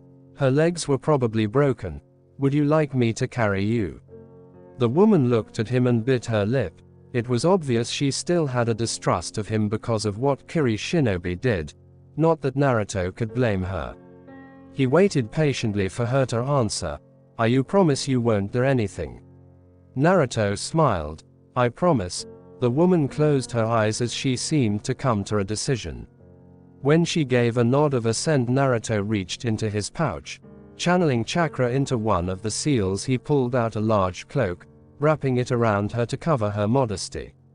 He gently lifted her up in a bridal carry, making sure her head was resting comfortably on his shoulder. Without hand seals, Naruto created a cage bushin with mental orders to destroy any and all evidence of the three of them ever being here. With a nod to its creator, the clone went to work. The woman in his arms began to nod off as Naruto left through the window, feeling lulled by the comforting and warm aura that the blonde possessed. Before she fell asleep, a stray thought crossed her mind. I don't even know your name. She looked up at Naruto to see what she now realized were some of the most beautiful blue eyes she had ever seen as he gave her a soft smile. The last thing she heard before falling asleep was, "It's Naruto."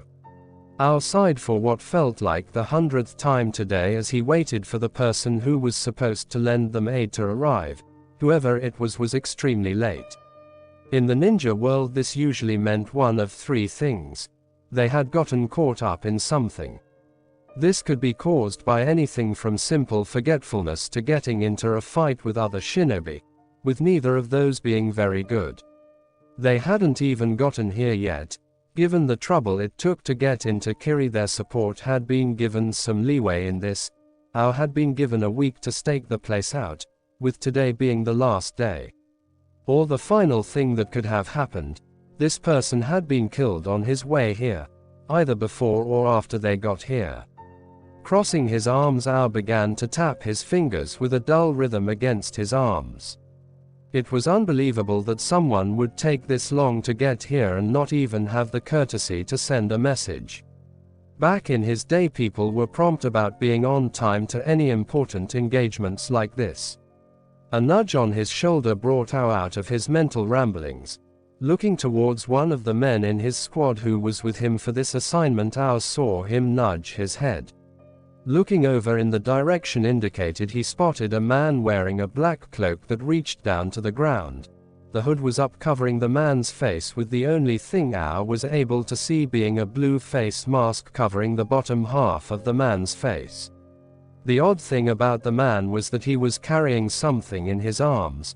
Judging from the shape and size, it was most likely a person.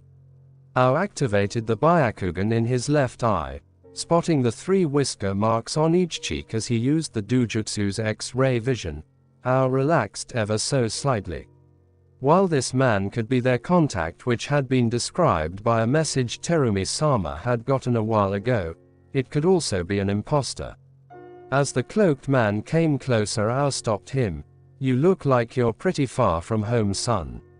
The figure chuckled. "I was told there are many opportunities in Mizuno-kuni and came to try my luck." The voice sounded younger than he expected, but Ao visibly relaxed as he heard the password. He would still need to be weary, but at least now they could move on. "You're later than I thought you would be," Ao said, watching as the man shifted his attention to the form he was carrying. Now that he was not paying as much attention to their support, he took the time to notice that the figure the man was carrying was a person, a woman to be exact. "Sorry," the man said, "I was held up." Ao sensed the underlying meaning to his words and couldn't help but wince. While most of the people on the Mizukage's side were forced to fight, there were others who were not above committing such atrocious acts. "Well, I suppose it's fine since you're here," Ao began, "still back in my day." Naruto sighed as he set the young woman down on the bed in the medical room of the main base to the rebel faction. He looked over towards Ao and nodded. The two of them soon walked out of the room and made their way down a long hallway with various doors leading to places like storage and living spaces. Now that he was not worried about his charge, Naruto turned his attention to the man who he had met at the port. Ao was a middle-aged man with a patch over his right eye and talismans in his ear with the kanji for Sho Ukatamwa, to hear, on both sides. Naruto was able to spot the rather intricate-looking seal that was hidden within the kanji. Given the chakra Naruto could feel emanating from under the man's eye patch, the blonde assumed he had a transplanted dujutsu like Kakashi. His hair was a light blue in color and looked similar to Kisame's hair. He was wearing the Kirihite 8 around his head. He was wearing a pair of striped shirt and pants with a green robe over them in the standard hunter in attire of Kiri. Suddenly they stopped at a door that was at the end of the hallway and Ao knocked. Come in. Naruto blinked at the very feminine tone as Ao opened the door and entered with Naruto following right behind. When Naruto entered, he saw a woman sitting at a large desk and felt a slight hitch in his breath. During his travels he had seen and been with many beautiful women. Out of all those he had seen so far, this woman took the cake. The woman was very slender and looked to be in her late 20s to early 30s. With ankle-length auburn hair done up in a herringbone pattern at the back with a top knot tied with a dark blue band and 4 bangs in front of her face, one of which covered her right eye.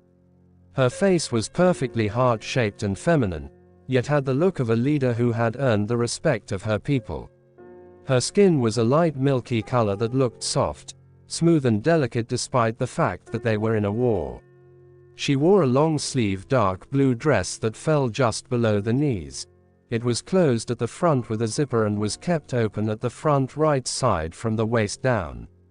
The dress only covered up to the upper part of her arms, leaving slender yet strong-looking shoulders and the lower part of her, showing off her beautiful D-sized chest. Under that was a mesh shirt that covered a little more of her arms and chest, but still left a good amount of cleavage showing. She also wore shorts in the same color as her dress and mesh leggings that went to her knees. Under that, she was wearing high heels with shin guards instead of sandals. Terumi-sama. Ao's voice interrupted Naruto's thoughts. This is the support that Konoha was able to send us. The man sounded somewhat disgruntled at only receiving one person for help, but Mei didn't seem to be bothered as she smiled at Naruto. She slowly stood from her desk and walked towards Naruto as she held out her hand. I would like to thank you for coming to our aid. In all honesty, I had not expected to receive much help, if any at all, mister.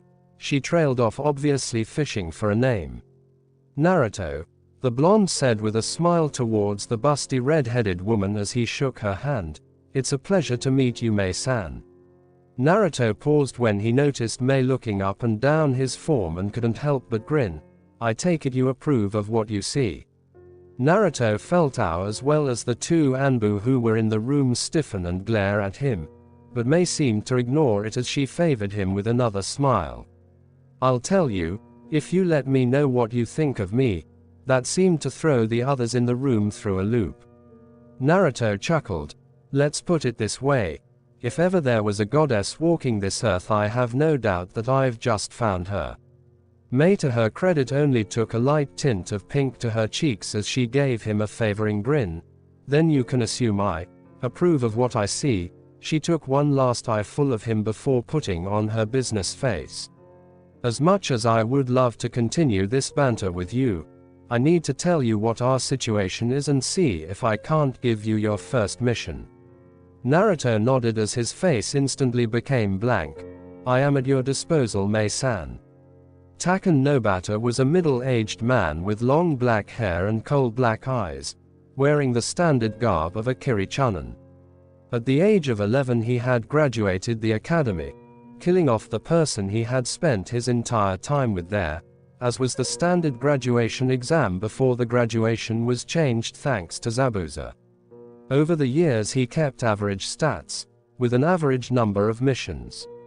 He became a chunin after his 6th try in Iowa and continued on to become an average ninja. When the Bloodline Wars started, he had stayed with the Mizukage. While he did not really care about the sides or killing bloodline bearers, he was loyal and would not betray the Mizukage. Altogether there was nothing special about him. He was a fairly average person. It was that average status that had gotten him and his team killed. His team, which had been composed of 2 genin, 1 jonin, and himself, had been tasked with raiding various towns alongside a group of bandits. While he had not liked what they were doing, he had no choice and it was an easy task. They would let the bandits do all the work and then take their share for allowing it. If the bandits tried to resist, it was their job to kill them and find another group to steal money for them. The group he was with had gone to one of the rendezvous points to collect their pay, only to find out too late that it was an ambush and the bloodline users had disguised themselves and set several traps. Taken had been killed after an hour of torture, giving any and all information he had on himself and whatever he knew about the Mizukage's forces. After they had gotten the information they needed out of him and Kirijonen, he had been killed. Naruto, using Shinsei Henge, True Transformation, a jutsu he had created using his SS class Kinjutsu, Forbidden Jutsu, the Orochi no Jutsu, Lovely Jutsu, he had created a true transformation. Unlike the standard Henge of the academy, which is considered by some to be a ninjutsu, genjutsu hybrid that creates an illusion over one's form and could easily be dispelled. The Shinsei Henge was a true physical transformation. Rather than applying a layer of chakra over the body to create an illusion, this creates a real physical body. Naruto staggered as he made his way up to the main gates of the large base for one of the Mizukage's forces, holding his side, which was bleeding, as his breath came out in haggard gasps. As he got to the gate, the shinobi in the watchtower spotted him and called down to two shinobi who were standing guard inside the gate, which began to open with a creak as one of the guards went to get the commander while the other came out of the gate and walked in front of him just as he began to stumble. "What happened to you?" the man asked as he slung Taken's arm over his shoulder and helped him up. "Be bloodline rebels," Taken gasped out, using a bit of wind chakra to cut up his gums, making it look like he had blood coming up from his throat. The commander of the base came just as Taken started explaining. "We were attacked by the bloodline users." Taken bent his head down as he coughed up some blood, mentally applauding himself for his good performance. "How did you escape?" asked the commander, who was looking at him in suspicion. "I managed to fall into a river." Naruto's head began to bob.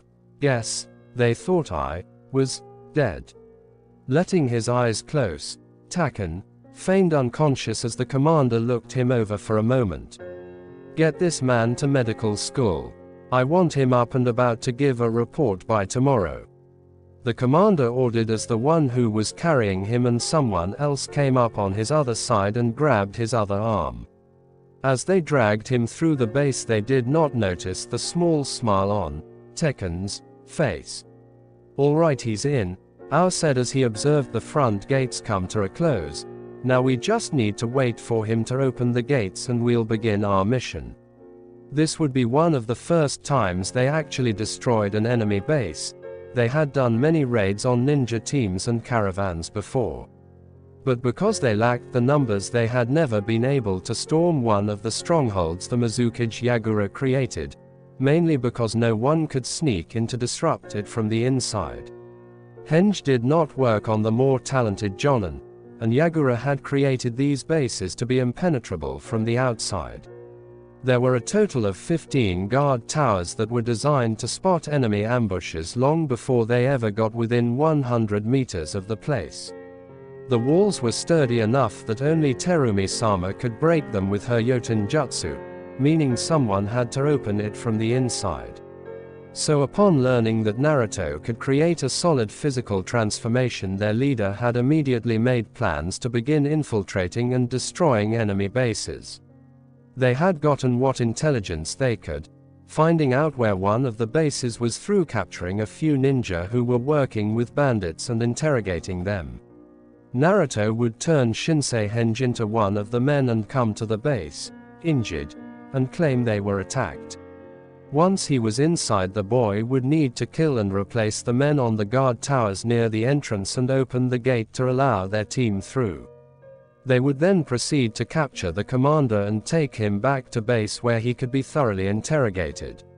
However, this was also a two-point mission for Ao, who was mainly here for the purpose of finding out how skilled the young man who had come here was. Depending on how talented he was, they would be able to make even bolder plans and hopefully end this war faster. Ao sighed. While he trusted Terumi-sama with his life, he was not sure what she was thinking, making plans that hung on the abilities of a kid. Back in his day, people relied on the abilities of senior ninja and entire ninja squads, not young upstarts. "What should we do if the boy fails?" asked one of his men. Then we leave. No point in attacking if it will lead to failure, replied Ao. Naruto opened his eyes the moment the door closed. Sitting up in his bed, he looked around. He was obviously in a medical room, if the wounded people in beds were any indication. They had gotten rid of his clothes and given him a standard patient's garb, basically just a white smock. Naruto looked around to make sure none of the other patients were awake before getting up, dispelling his henge Naruto's true form. Putting the cloak over his head, he was just about to make his way to the door, only for it to open. Acting on pure instinct, Naruto drew a kunai, and the minute the person walked through the door, he appeared right in front of them, thrusting the kunai into the person's neck and inflicting a fatal wound. Before they could hit the ground, Naruto caught the person so they would not make any noise.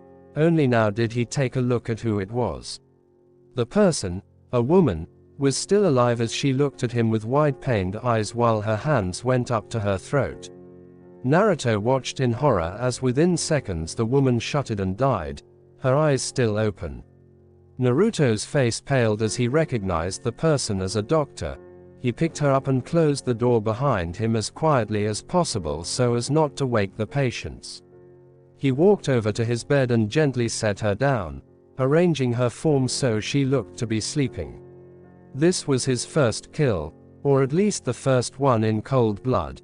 He didn't count the man who was raping the woman, as he refused to see such monsters as people. While he had killed before during his trip with Ero-sen, and it had been in self-defense, this time he had killed someone simply because they were in the wrong place at the wrong time. Worse still, he killed a doctor, someone who has devoted their life to healing others. He felt sick to his stomach as he clenched his eyes shut, taking several calming breaths as a few small tears fell out of the corners of his eyes. Reopening them, he shut the woman's eyes and lightly touched her forehead with his own, saying a quick prayer and apology before he left. He still had a mission to do and couldn't afford to be distracted. He could break down later. Placing his sensei's invisibility jutsu over himself, Naruto left the room after making sure the door was locked from the inside and then closing it. He made his way down the hallway of the base, which he knew from the general observations they had taken beforehand that the base had 2 stories. He was on the first and would need to reach the second to get to the guard towers, which were connected to the main building. Naruto jumped onto the ceiling, channeling a small amount of chakra to his feet as several people walked past. Deciding the ceiling was safer anyway, he continued moving on, crawling along the roof as he made his way up the stairs. Once he was on the 2nd floor, he dropped back down and continued on the floor, dodging areas that were heavily populated with shinobi. Finding a secluded spot, the blonde opened a window and climbed out, before closing it so nothing would seem amiss should someone come by. Looking over, Naruto found he was right next to one of the towers, though he didn't know which one. Moving along the side of the wall, he made his way towards this tower. As he got closer, he looked at the ground floor and realized with relief that he was next to the gate entrance. Moving into the small tower, Naruto walked behind the 2 people who were looking out at the grounds around the outside of the base. Pulling out 2 kunai, Naruto steeled himself for what he was about to do. A flash of steel later, and Naruto was gently setting down 2 dead ninja after he had pierced them through the temple. He rolled them over and memorized their features before creating 2 cage bushin who hanged into the ninja he had killed. Looking at the other 2 towers next to him, he noticed they were still looking out at the grounds, meaning he hadn't been seen. He sighed in relief before moving over to the 2nd guard tower and repeating the process. With that over, Naruto climbed over the wall and walked down onto the ground, sneaking over to the gate. Naruto spotted the 2 who were standing guard on each side. Using the 2 kunai he had been working with to make his kills, Naruto took aim and threw them. Both kunai pierced the back of the 2 ninjas' heads. Before they could hit the ground, Naruto created a cage bushin. Both the Narutos appeared next to the dead shinobi and caught them while they were falling. Hiding him off to the side, Naruto looked at the winch designed to close and open the gate. Pushing it up, the wheels began to turn as the gate opened. Outside of the base, Ao and the others had been waiting for something to happen. When doing a stakeout of any kind, it is usually boring and only penetrated with excitement when and if something actually happened. Ninjas who specialize in reconnaissance learn this early on. Only those who are patient and collected can truly do stakeouts. Especially of this nature, where you are going to be infiltrating and destroying an enemy base should the one you sent to open the way come through. Takeo, the gate is opening, one of his men informed Ao. I can see that, Ao said. While he did not show it, he was impressed with the short amount of time it took for this boy to accomplish his mission. It looks like he came through after all. Alright, men were moving out. Naruto took a long chug out of his sake bottle, letting the liquid burn down his throat. Setting the bottle down, he closed his eyes as he took in several deep breaths, trying to settle his after-mission nerves. This had been one of his first missions above C rank. He didn't really count the wave mission since it had originally been C rank and Kakashi and Sasuke had done most of the fighting. The only other mission that had been above C was his mission to Yuki, and he had not killed anyone then. Despite that the mission had gone off without a hitch, he had given a nearly impeccable performance after the mission. Ao's team, which was the one he would be assigned to unless needed elsewhere, had even given a toast to him when they got back. Yet even with all the praise he was getting, his thoughts kept going back to the woman he had killed at the start of the mission. Try as he might, he could not keep his mind off of the final look of pain and fear that had seen in her eyes as she died, which of course was why he was here. He had been unable to sleep and so had come to the small bar the base had to hopefully drink himself stupid. Unfortunately, he was having no such luck as QB just burned the alcohol out of his system. As he was cursing the fox for all he was worth, a voice spoke up behind him, "Yen, for your thoughts." Naruto turned around and came face to face with Mei. He gave her a somewhat pained smile and gestured for her to take a seat. Moving up to the stool, she sat down next to him and shared a companionable silence. Naruto collected his thoughts before he began to speak. "I killed today." He looked over at Mei to find her looking at him with a raised eyebrow, finding it odd that a shinobi would be bothered by this. Still, he was young, so maybe it was his first. Normally this wouldn't be a problem. I've killed before. Usually in self-defense or the few times me and Ero-sensei ran into bandit camps. Well, there went that idea. Wait, Ero-sensei? Mei asked with an amused smile. Naruto rubbed the back of his head as a sheepish expression passed over his face. "Sorry, I meant my sensei, Jiraiya." Mei's eyes actually widened in shock. "You mean the Jiraiya of the legendary 3? At Naruto's nod, Mei turned to her own thoughts. When she had first heard that Konoha was only going to be sending one person to help them, Mei had been, while not displeased as she had not expected much, had at the very least found herself feeling disappointed. However, the handsome young man before her seemed to have quite a bit of skill, as he demonstrated with pulling off a successful infiltration mission, allowing them to destroy one of their enemy's strongholds for the first time. They had even managed to capture the commander of the base. He had provided her with the location of even more bases which she was planning on having the young blonde infiltrate. She could now see why he was so skilled. If he was trained by Jiraiya. She looked over at the blonde to see him looking at her quizzically and became somewhat embarrassed at spacing out. "I'm sorry, please continue." Naruto smiled appreciatively. He did not know why, but he felt comfortable in her presence, as if he could trust her. Naruto went back to his story. "It had been at the start of the mission and I had just been about to sneak out of the medical room when the door opened. I can't really remember much except for instincts kicking in. One moment I'm just getting off the bed and the next there's a young woman in my arms clawing at her throat." "You looked in her eyes, didn't you?" Mei asked as an understanding light came to her. In the academy they had been taught that the worst possible thing you could do was stare into the eyes of someone you had killed. It had caused many problems for young genin who became plagued with nightmares about their first kills, many of which had to quit being a shinobi because they had become mentally unstable. It had been why the original graduation exam in Kiri had been to kill the person closest to you. They felt that if you could do that, then killing some random person would be nothing. Naruto nodded. Yes, I had looked into her eyes and watched her die, saw the helpless and pained expression on her face. Naruto quickly wiped away a stray tear, hoping Mei wouldn't notice. She had but decided to just file it away for later. But that's not even the worst of it. I killed a doctor, someone whose purpose in life was to heal others. While they do have some minor combat training, they never take a life unless they have to. People like us, he gestured to himself and Mei, were killers.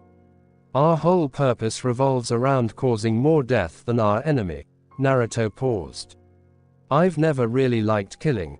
In truth, when I first thought about what I wanted to be, my first choice was a doctor. Why didn't you become one? Mei asked in curiosity. A doctor was on the complete opposite end of the career spectrum.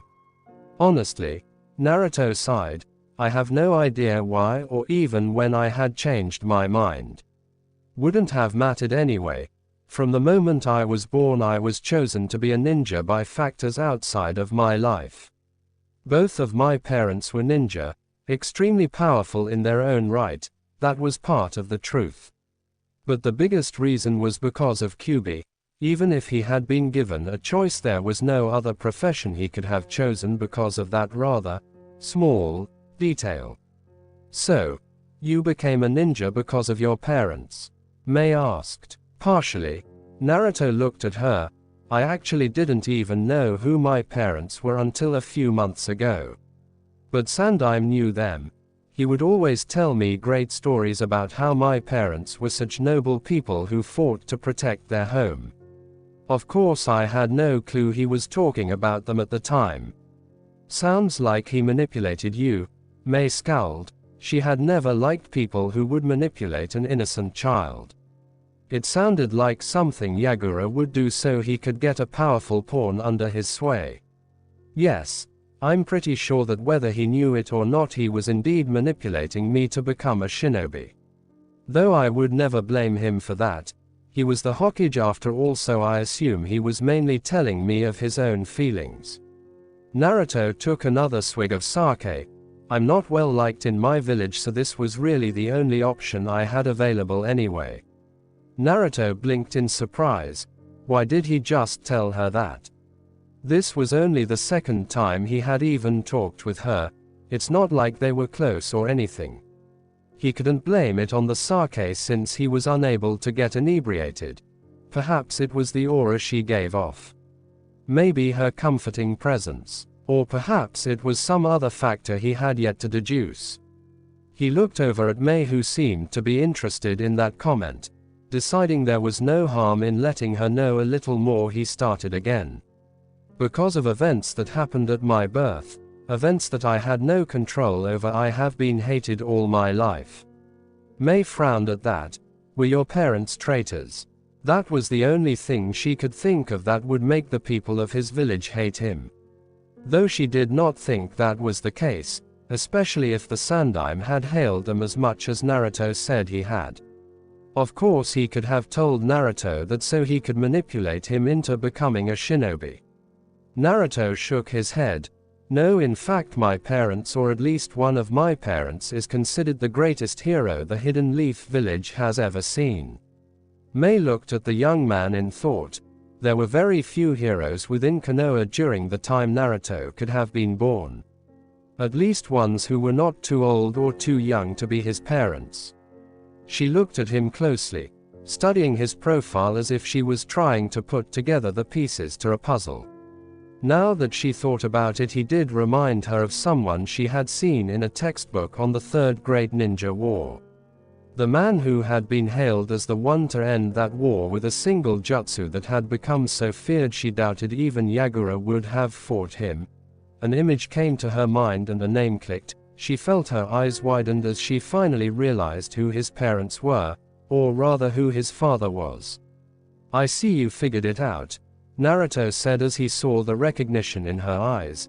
"I would appreciate it if you didn't tell any one of my parents, at least not yet." "I can do that," Mei said after a bit of thought. After all he was trusting her with what had to be a fairly large secret. She knew it would cause a lot of problems not just for him but for her as well if word about Naruto's heritage got out. No doubt Iwa would be more than willing to join in the bloodline wars if they thought they could kill the son of Kiroi Senku. "Thanks," Naruto said with a small smile. Mei returned it as she looked at him. "So why don't you continue your story?" "There's really nothing more to tell," Naruto said with a sigh. "I killed someone who I feel didn't deserve to die. Sure, she may have been the enemy, but people who can heal are some of the only people I really respect. It takes little effort to kill, however to heal takes a lot of work, time, effort and sweat." "I think I understand," Mei said, and in truth she did. While Mei did not quite have Naruto's perspective, she could understand his thoughts and feelings on this kind of subject. "Still, don't you feel better knowing that the people you care about are safe because you're fighting?" Naruto chuckled. "That's the only reason I'm still a shinobi. If I didn't have my precious people to protect, there would be no way I would still be in this business." Mei smiled at the man who was quickly becoming something of an enigma to her. From just the little conversations she had had with him since he came here, she found herself intrigued. His apparent desire to protect the one he cared for just made her want to figure him out all the more. "So you fight to protect your precious people?" Naruto nodded absently as he took a drink of sake, only to be disappointed when he realized it was all gone. "Then I suppose since you're here, does that make me precious to you?" Naruto looked over at Mei in surprise before he saw her slightly pouty expression.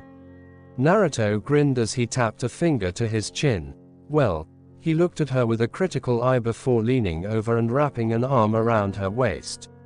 "I suppose so, that is if you make me one of your precious people," he finished in a husky whisper. Mei shivered from his tone as a small blush spread across her delicate features, but she managed to keep her grin in place as she looked at him for a second before standing up. "I guess I could make you one of my precious people," Mei said using Naruto's term as she winked at him. "Provided you escort me to my room." Naruto laughed as he stood up and stuck his arm out for Mei to take. "I can do that, though some of your men might get jealous to see you cuddling up to the new guy." "Well then I suppose they will stay jealous, won't they?" Mei asked rhetorically as they left the bar. "I hope you're not intimidated by any of my admirers." "Me intimidated?" Naruto scoffed. "Don't make me laugh. I was just worried that they may end up in the hospital for trying to put me in my place." Mei giggled before they continued to walk down the hall, a companionable silence coming between the two. True to Naruto's prediction, he did draw several angry glares from almost all of the men who were also in the hall, no doubt wondering how the new guy was so close to their leader when he had only been here for a few days. What Naruto had not expected was some of the women who actually glared at Mei. Naruto had not been here long enough to be really known, and he had not met any of these women even in passing. He wondered if they simply thought she was degrading herself by getting so close to someone after only a few days of their first meeting. "It's because they're jealous, huh?" Naruto asked in a somewhat dumb tone as he turned to look at Mei. Mei covered her mouth with her free hand as she giggled. "Word of how you rescued a woman from being raped apparently spread through the base soon after you arrived. It seems that your good deed made you quite popular. But they don't even know me." Naruto blinked before realizing what was going on. "I can't believe. I didn't think I would see fangirls in the middle of a war." This comment causes Mei to laugh outright, causing the people around the two to become startled. Mei's laugh calmed down and became an occasional small giggle. "Well, to be honest, I didn't expect it either. But there you have it," she said as she made a casual gesture to a few of the girls around her. I suppose so, Naruto said as they once again continued in silence. A few moments later they were at Mei's door. Mei turned around and gave him an alluring smile. Thank you for escorting me, kind sir. Naruto grinned at her as he gave an exaggerated bow. Not at all, my lady. It has been a pleasure to merely find myself so graced as to be in the presence of a goddess such as you. Charmer, Mei murmured, unable to contain a blush from the comment. I am such a thing, Naruto said with a mock surprised look. I am merely someone who speaks what I think. Naruto took her hand and gave it a small kiss. Looking up, he was pleased to see Mei's face was now red. He gave her one last smile. I'll see you later, Mei-chan. Mei's blush increased in hue at the addition of the affectionate suffix Naruto added to her name. Mei-chan, I could get used to being called that. She looked at where Naruto was going down the corridor. Naruto, Namikaze, you truly are an enigma I will enjoy figuring out. Naruto looked around at the other people who had also been called to Mei's office. Two of them he didn't know. They were not front-line soldiers, so he had never fought by their side. All he knew was that one of them was the head of the medical staff and the other managed the supplies they acquired through various means. He also knew that the one who managed the supplies did not like him for some reason. The man was fairly young, so Naruto assumed it was because of how close he was to Mei. The man had complained once about Mei insisting on having Naruto with them as a part of their meetings. He never did it again after Mei threatened to melt his balls off, which Naruto had later found out she could quite literally do. Ao was also with them. He and the hunter Nin had gotten closer in the past 5 months Naruto had been here. During that time Naruto had usually been with Ao's team and had gone on several more infiltrate and destroy missions. There was also Chojiro, a shy young man with blue hair, black eyes and sharp shark-like teeth, a trait he shared with Zabuza and Kisame. He wore black-rimmed glasses that were connected to a set of headphones. He was wearing a blue striped shirt with camouflage pants, while his Hitair 8 was worn across his chest. He carried a large sword on his back called Haramikare, which was wrapped in bandages much like Kisame did with his sword. Naruto had met and teamed up with him during one of his missions. They got along well enough. Naruto had found out that despite being a member of the Kiri no Shinobigatana Nananan Shu, Chojiro was extremely shy and underconfident.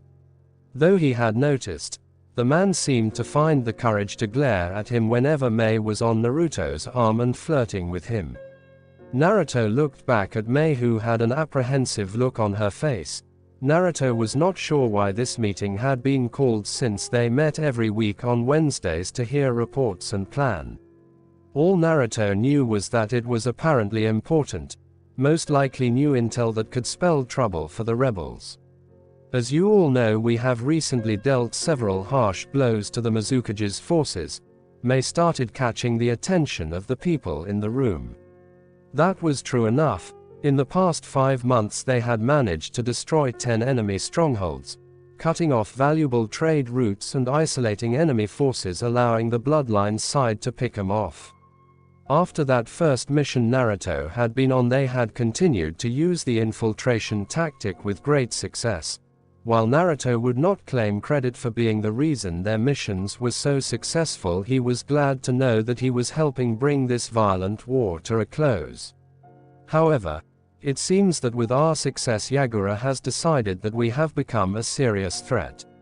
I have received intel that he has amassed his forces and they will be heading towards our base in 1 month's time to destroy us. The two who had no part in the fighting paled at her words and began to mumble to themselves. A glare from Mei quickly shut them up. Because of this, I am planning an evacuation of the base. We are lucky that we were able to get this information fast enough so that we can evacuate the base without costing lives. So we're going to have to run, eh? Asked Ao with a small grumble. Back in my day when we had to face such engagements, we... Ao. Mei interrupted with a sickly sweet voice as one of her perfectly shaped eyebrows twitched. Shut up, or I'll kill you. Ao paled. I didn't mean to imply that. Naruto gave a silent laugh as he listened to the small banter. Naruto had realized a while ago that this was a common occurrence between the two. Mei tended to get a particularly bad attitude when Ao would start talking, mainly because he would somehow end up making a comment that could easily be taken as a talk about marriage. Mei had confided in Naruto privately that she was somewhat depressed that she was going to reach her 30s in a few years and had yet to find a husband. Naruto had merely laughed and told her that a woman as beautiful as her shouldn't worry about such things since she would no doubt have men flocking to her as soon as the war was over. This had led to a little wordplay between the two that had begun to happen more often these days, especially when it was just the two of them. Naruto had grown much closer to the busty redhead. He would not deny that he was quite possibly starting to fall for her. She was smart, strong, intelligent, beautiful and seemed to have the same love of flirty wordplay that he had. While Naruto would deny it vehemently to anyone who commented on it, traveling with Jiraiya had slightly tainted him. While Naruto would never peep on a woman like Ero-sensei did, he always took great joy in making a woman blush either with a subtle or not so subtle compliment on her looks or making a comment laced with innuendo. Seeing a beautiful woman who seemed to enjoy the same thing he did was not only welcome since it kept things fun, but also because their talks kept Naruto from having nightmares about the things he had done and seen in this war. Mei-chan, Naruto said, getting her attention as well as several glares from the others at calling Mei by such a, in their eyes, disrespectful suffix. Yes, Naruto-kun, Mei asked, not caring to look at the shocked and jealous looks the two received. Honestly, she had figured these people would have been used to it by now. I don't think there is any need to evacuate. In fact, this could be where we end the war. Naruto's statement caused several shocked looks all around. It was extremely bold to claim that they could end the war right now. Despite numerous recent victories and cutting down about 1/3 of Yagura's forces, they were still outnumbered 3-1. That's a bold claim to make for Naruto, Mei said, dropping the suffix as she adopted a completely serious tone. I assume you have a plan. Naruto simply reached into his cloak's inner pocket and set down a large tri-pronged kunai on the table. While the people around him were wondering what the odd kunai was, Mei's eyes widened. You mean, yes, Naruto said in a firm voice. It's time the world was reintroduced to the Flash. Naruto stared out across the plain trying to see if the enemy had arrived. Like always in Mizu no Kuni, the area was extremely misty, giving everyone very low visibility. Looking to his right and left, Naruto saw several people who were lining up kunai launchers. If he were to look behind him, he knew that he would see people doing the same thing. He noticed that most of the people who were preparing them were looking at the odd tri-pronged kunai in curiosity, most likely wondering what it was and how it could be used to end the war. Naruto and Mei had refused to say anything, and the only person who the blonde was sure knew what was going to happen was Ao, who was more knowledgeable than most people from Mizu due to his travels. Because of how isolated Mizu no Kuni was, most people who lived there did not have much information about the world outside their country. All these people knew was that their job was to launch the kunai. Are you sure you want to go through with this? Naruto smiled as he closed his eyes. He had known she was there for a while now, having gotten used to her presence. He let himself find comfort in her presence a little longer before answering, yes, this war has gone on long enough. Naruto turned around to face the busty redhead and gave her a smile. It would be selfish of me to not use one of my abilities just so my secret can remain secret. Mei gave Naruto a smile. Despite the war he had been through, Naruto still maintained a strong sense of right and wrong. She did not know when it happened, but sometime along the line Naruto had made it his personal goal to end the bloodshed in Kiri. Perhaps it had always been there and that was why she had not seen it. Maybe when he first came here and saw how bad life was here that he decided to help. She couldn't be sure, and if she were honest with herself she didn't care. Just knowing that this young man who had quite literally turned the tide in the war was with her was enough. "Thank you," she said in a voice so low that even Naruto's enhanced hearing almost caused him to miss it. Naruto tilted her head up to his. In the last few months Naruto had hit a growth spurt and was now at a height of 5 feet 9 inches, about a head taller than Mei. "You don't need to thank me.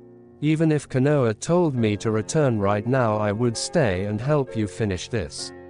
Mei's small smile turned into a sultry grin as she closed the distance between him. Such heroic nature deserves a suitable reward, don't you think? She began to draw circles on his clothing, which was missing the typical hooded cloak he usually wore while on missions, allowing Mei to feel the rock-hard muscles the young man was packing. Naruto smirked, opting to be more bold than usual as he put an arm around her waist and pulled her into a one-armed embrace, making the two of them meld together. "If you insist," Naruto said, turning his voice into a husky growl. "I remember reading that Mizu had some nice hot springs. Perhaps the two of us can see if that's still true." "My aren't you bold, Naruto-kun," Mei said, holding a hand to her face to hide the blush that had spread to her cheeks. "I can't believe this. We're going into battle and you are making lovely banter with each other." Both Naruto and Mei turned to her with deadpanned expressions. "Why, back in my day when we were going to fight we would." "Ow," the two said in eerie unison. There was an odd shadow covering their faces, making it so that Ao could not see their eyes. "Shut up, or we'll kill you." Ao instantly paled and, despite considering himself brave, took a step back. Having Terumi-sama threaten him was bad enough, but adding Naruto as well, the old hunter ninja felt a shiver of fear run down his spine. "Well, I just wanted to tell you that the ETA for the enemy is 30 minutes and I'll just leave you two now." "Thank you, you may go back to your post," Mei said, adopting her leader voice. Ao quickly bowed and walked away, hoping he could make it as far away from those two as possible and hopefully not see them until the end of this battle. Mei turned back to Naruto. "Are you ready?" Naruto nodded. "Yes." Mei nodded before looking at the ground for a second. Nodding her head as if she were coming to an important decision, Mei looked back at Naruto.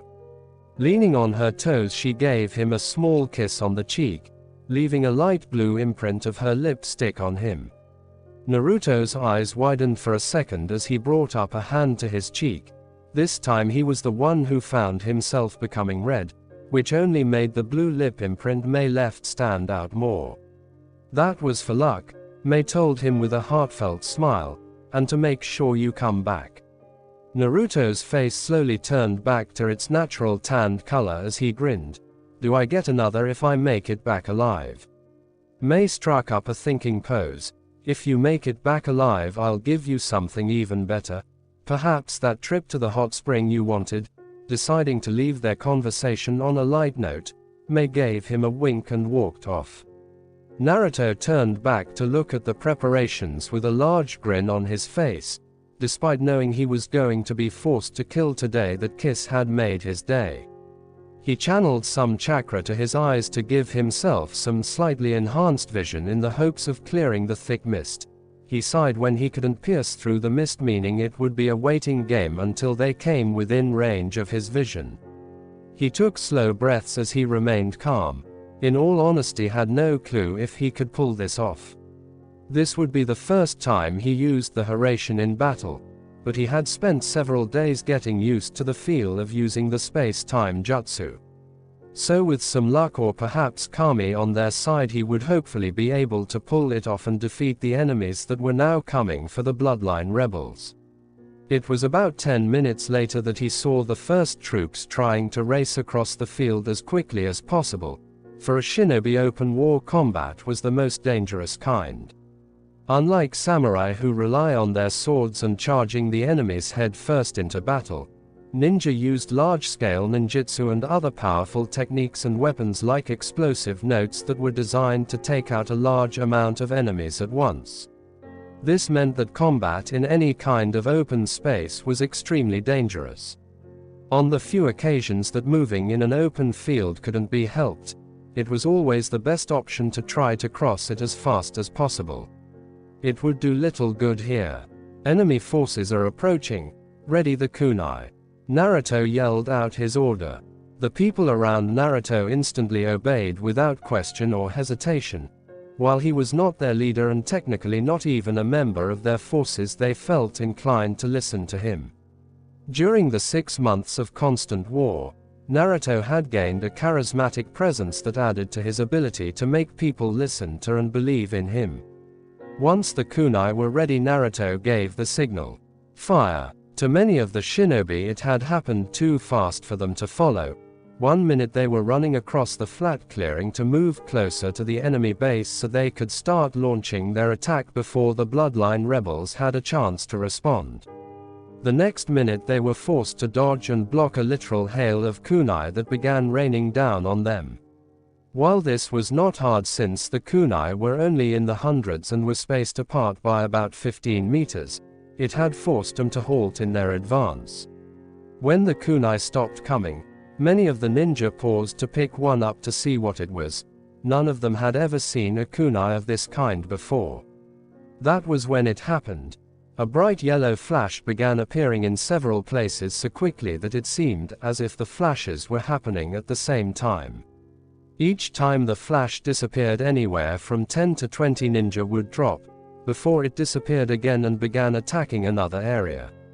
The enemy had no idea what was happening, nor any time to comprehend their untimely defeat as their forces were picked apart piecemeal. Naruto flashed in front of a man who had grabbed one of the kunai, launching a Rasengan into the man's stomach. Naruto grabbed the kunai and put it in his pouch before he flashed again. Flashing behind a woman, he gave her a chop to the back of the neck, before moving on to another man and smashing a fist in his face hard enough to send the man flying. Said man was unconscious before he hit the ground. Each time Naruto flashed, he made sure to grab the kunai while simultaneously knocking out or killing the enemy. No sense in letting others grab them since they would not be able to use it anyway. Naruto found the experience of flashing from place to place using the Hiraishin to be somewhat disorienting. No one but Minato and now Naruto truly knew how the jutsu worked or what it did. When in what Naruto was beginning to call the flash, it slowed down one's perception of time, allowing them to make decisions in mere milliseconds, making it an extremely powerful technique. Not only that, but he was able to keep track of everything that was happening within a 15-meter radius from the kunai due to the sensor arrays in the shiki, allowing him to flash anywhere within that range and take out his opponents. However, it also had its drawbacks. The jutsu took a toll on the body as it was not meant to do this, as well as the information from the kunai that could overload his mind if he was not careful. The strain, especially for first-time users, was incredible. Ero-sensei had told Naruto that the first time his father had used the Hiraishin, the man had passed out mere minutes afterwards. Up in the area where Mei and the other shinobi who were waiting could not help but watch in a mixture of fear and awe as one man destroyed an entire army. To them it seemed as if the entire field was covered in giant yellow flashes of light as Naruto teleported from point to point, taking people out left and right. In truth, the entire thing lasted only a few minutes at the most. Nearly the entire Mizukage force was either dead or merely unconscious. However, there was still one man who was not out of the fight yet. It was the man Naruto had been hoping to get first, if he were honest. He had of course tried, but the man had formed his Beiyu shroud, making kunai, swords and even the standard Rasengan useless. As the rest of the enemies were felled, the flash disappeared and in its place was a somewhat heavily breathing Naruto, who was currently standing across the chakra-covered Yagura. Who would have thought that I would have been able to witness that? Jutsu firsthand, Yagura mused absently as he looked at Naruto, who merely glared at the man. I presume you are the thorn in my side that appeared a few months back. Yes. Again Naruto said nothing, causing Yagura to sigh. A pity that you won't talk. I don't talk to people who take joy in killing others, Naruto stated with a fierce glare. Take joy? Yagura said, actually sounding surprised. I take no joy in causing death, boy. But to preserve the pure blood of humans, I must extinguish those whose blood has become tainted. Naruto scowled as he got into his fight stance. Considering that bloodlines were said to come from the Beiyu, I find it funny that you, of all people, are talking about purity. Enough talk, Yagura glared as the comment Naruto made apparently got to him. I am going to enjoy shutting that mouth of yours up permanently. You're welcome to try. The two disappeared in a blur and a resounding crash rang throughout the clearing. Mei felt her eyes widen as she watched the new battle that was starting to take place. Just as it seemed like Naruto had literally won the war for them, a new threat popped up, and in the worst possible form.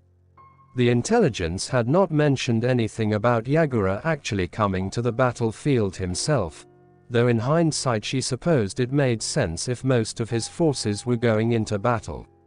Now Naruto was fighting a cage-level ninja who was also a Jinchuriki, said to have full control over his Beiyu. Things were not looking good right now. Ow! Mei called out, getting the man to her side immediately. I want you to gather your forces and have them see who among the battlefield are alive. Knowing Naruto, most of them are probably just unconscious. Take them prisoner so we can sort out who the criminals are later. Ao bowed. Of course, Terumi-sama. If I may ask, where will you be? I'm going to help Naruto, Mei replied as she began running towards the battle that was now taking place. Naruto grunted as he took a hit that felt like it shattered his entire ribcage. He had in all honesty never felt someone hit that hard. Of course he had only ever fought one other Jinchuriki before, but all Gaara had been able to do was turn into a giant tanuki. Naruto flipped on his feet and began going through several hand signs. Raiten. Gian. Lightning release. False darkness. A large blast of lightning shot out of Naruto's mouth and tore through the landscape as it headed for Yagura. The attack hit dead on and Naruto waited for the dust to clear before making his next move. When it did, Naruto cursed at not even seeing a scratch on the man. Apparently when one had full control over their Beiyu as displayed here, it came with some serious advantages. Yagura came at Naruto again, getting in front of him faster than most people could blink and aiming a punch with enough power that it would take off the blonde's head. Fortunately Naruto had trained extensively to fight at high speeds and dodged the blow, tilting his head to the side as he crouched down. A Rasengan appeared in both his hands before he shoved them into the Mizukage's stomach and chest. It seemed to have an effect as Naruto was able to put more chakra into it than when he used the Hiraishin. A scream tore itself through the cloaked Sanbi Jinchuriki's throat as his stomach and chest muscles were partly torn away before he was sent flying. The man managed to flip onto his feet and looked up at Naruto with a snarl. Naruto grimaced at seeing the man's muscles and flesh almost finished healing. He wondered if this was what it felt like for others when he just healed any injury he received. Oh, I can just tell. This is going to be fun. The three tails that waved themselves behind Yagura suddenly came up to the front as the man opened his mouth, large amounts of concentrated chakra forming between the tails. Naruto was curious for a moment, wondering what Yagura was doing. That amount of demonic chakra would kill anyone, even him. The Mizukage swallowed the condensed matter of chakra, becoming extremely heavy and causing the earth he was standing on to shatter. Sanbaiko Imari. Three tails menacing ball. Quote exclamation mark quote. Naruto swore as a large blast of pure energy was launched at him. Naruto threw one of the Hiraishin kunai he had been sure to gather as he fought. Just as the attack was about to hit, Naruto flashed out of the way, catching the kunai before he landed on the ground. Naruto looked to where he had been.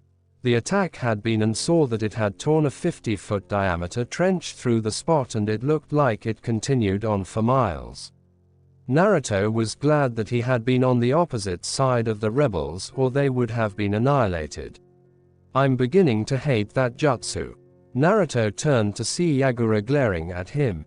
Not deigning to speak, Naruto got into his fighting stance again. Yagura chuckled before coming at him full force. Channeling Kyuubi's chakra into his fist, Naruto began to meet the man blow for blow as the fight continued.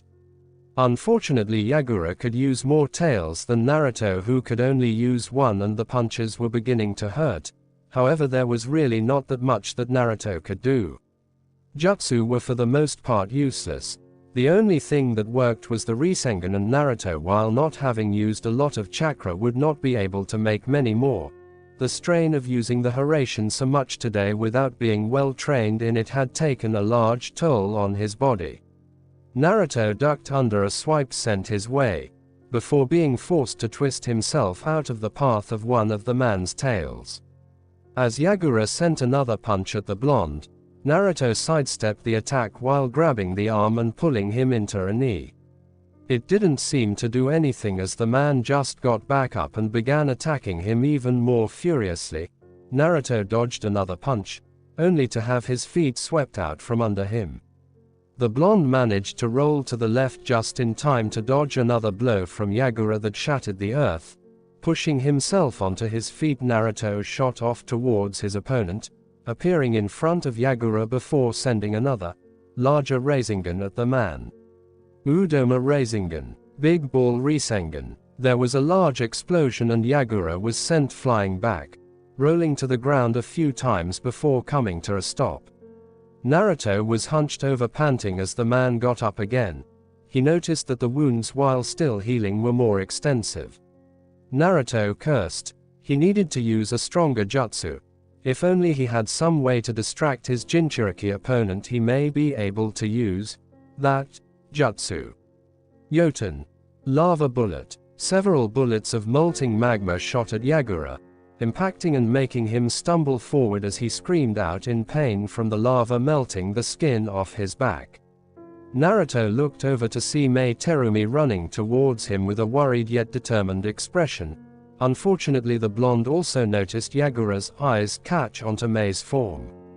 Both Naruto and Yagura disappeared. Mei suddenly found herself being thrown to the side as Naruto pushed her away from Yagura. Ducking under a punch, Naruto shoved another Rasengan at his opponent, wincing as his arms felt the strain of the attack as it drilled into his opponent's ribs. As Yagura was thrown away, Naruto ran towards Mei. "Are you all right?" he asked as he offered her a hand.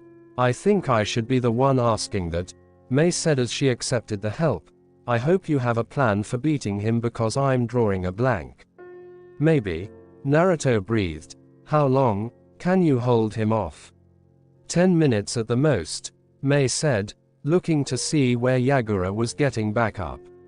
"That should be more than enough time," Naruto said. "Be careful when you fight him." "I will," Mei said as she charged towards Yagura and began doing hand seals. Futon. Skilled Mist. Boil Release Skilled Mist. As Mei began to launch Yoten and Futon jutsu at Yagura, making sure to keep her distance, Naruto created a clone. Holding out his hand, Naruto formed a Rasengan. The clone began to channel wind chakra into the spinning maelstrom of destruction. "I'm only going to have one shot at this. I need to make it count." The Rasengan began to turn pure white as 4 points appeared swirling around its outer edge, making the jutsu look like a 4-point shuriken.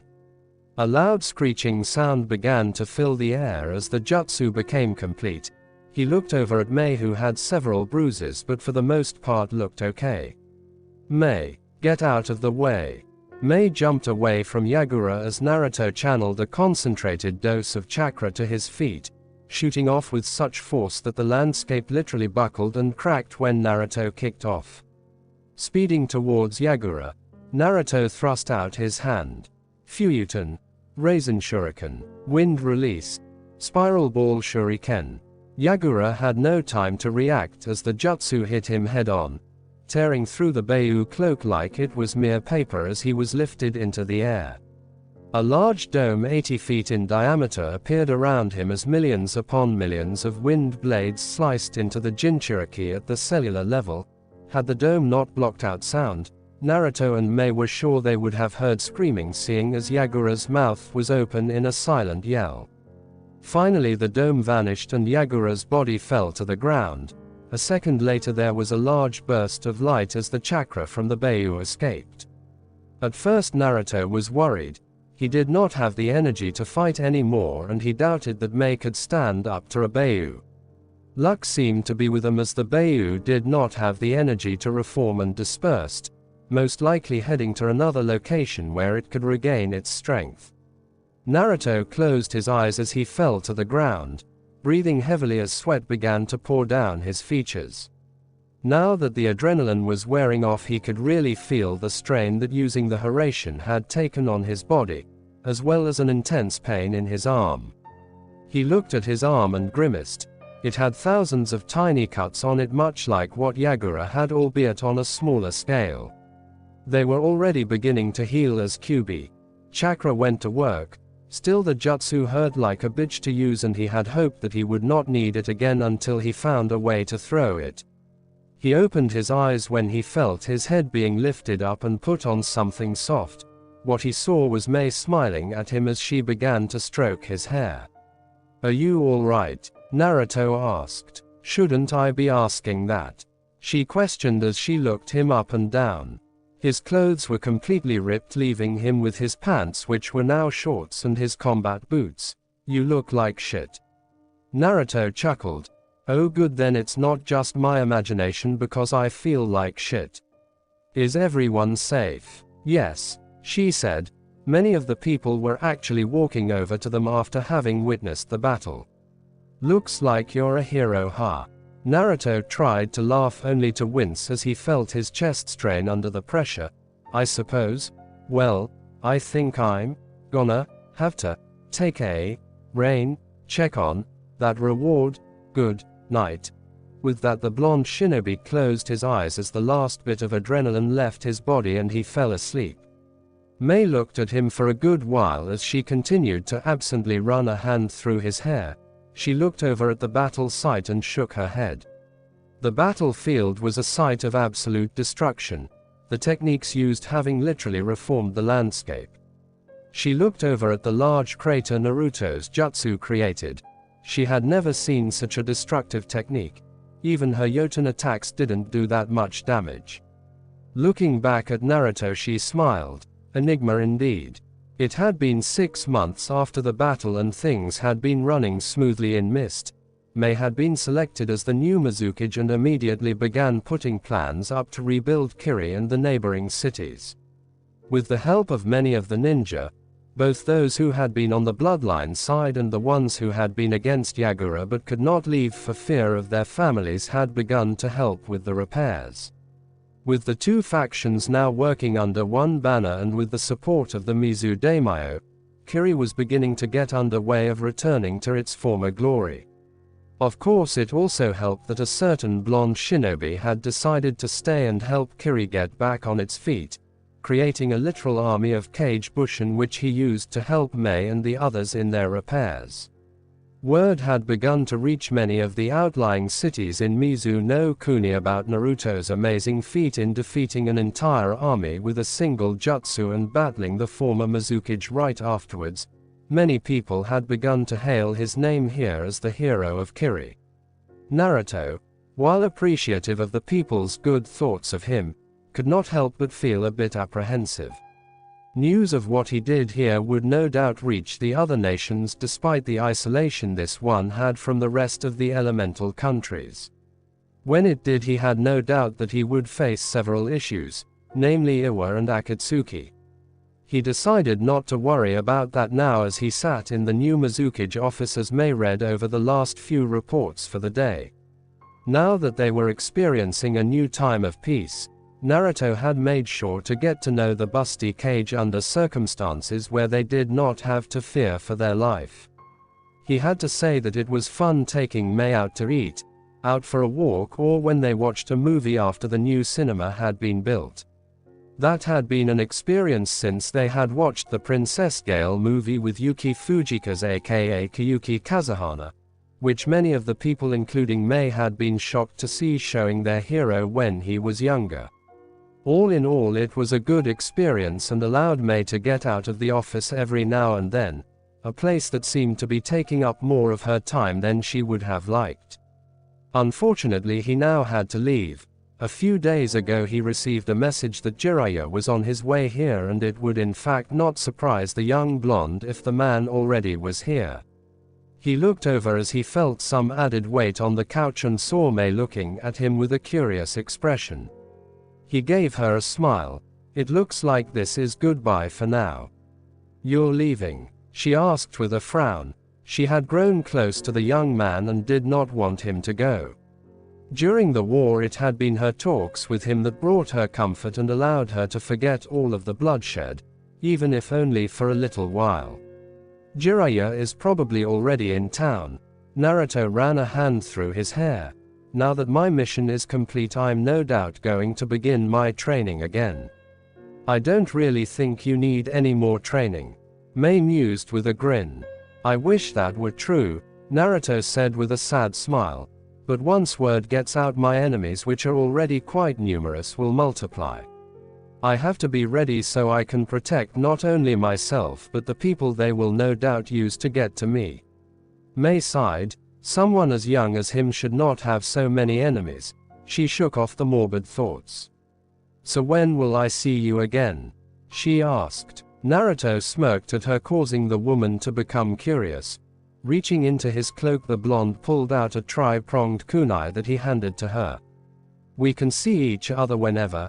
Naruto started, his smirk turning into a grin. "Just make sure that you limit it to once every 2 weeks if it's not an emergency. That way I'll make sure to come whenever you call." May smiled as she closed her hand on the kunai. "Thank you."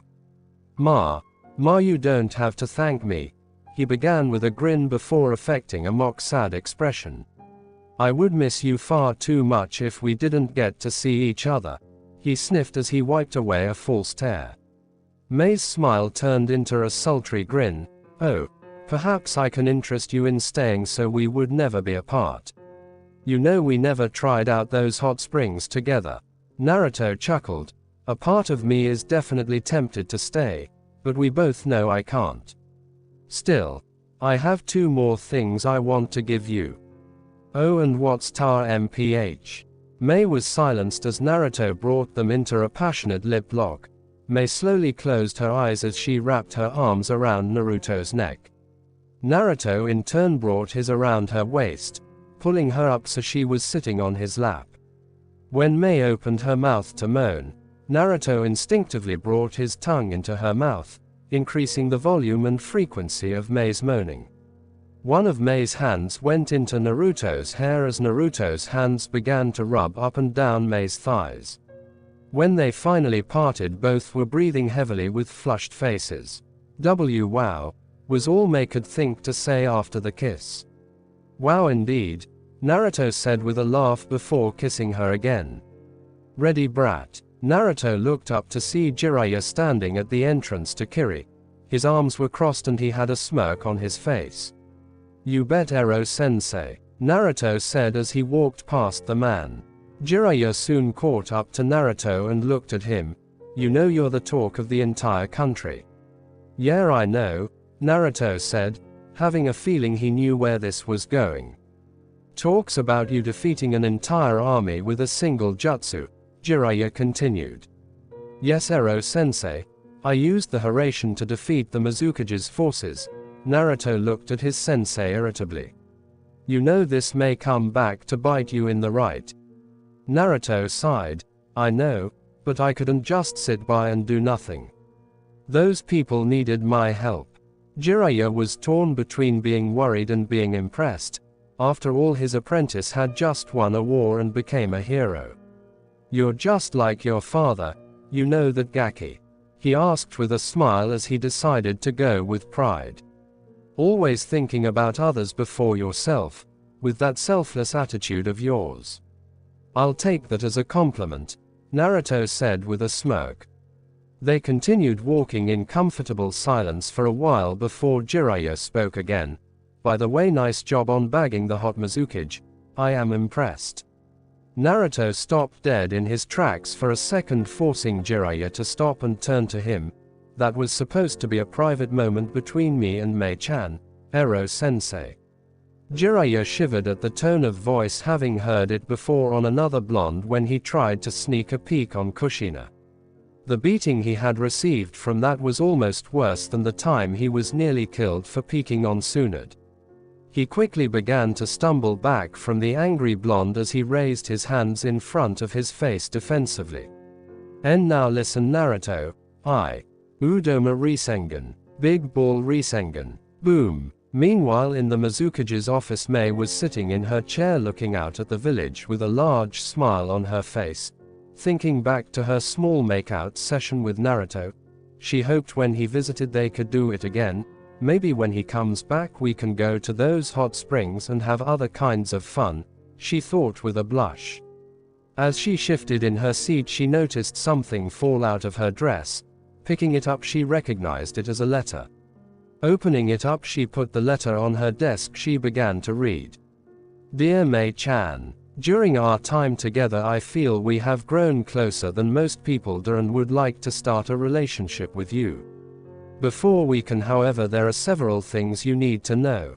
At the bottom of this letter is a containment seal containing information I feel will be important to our future.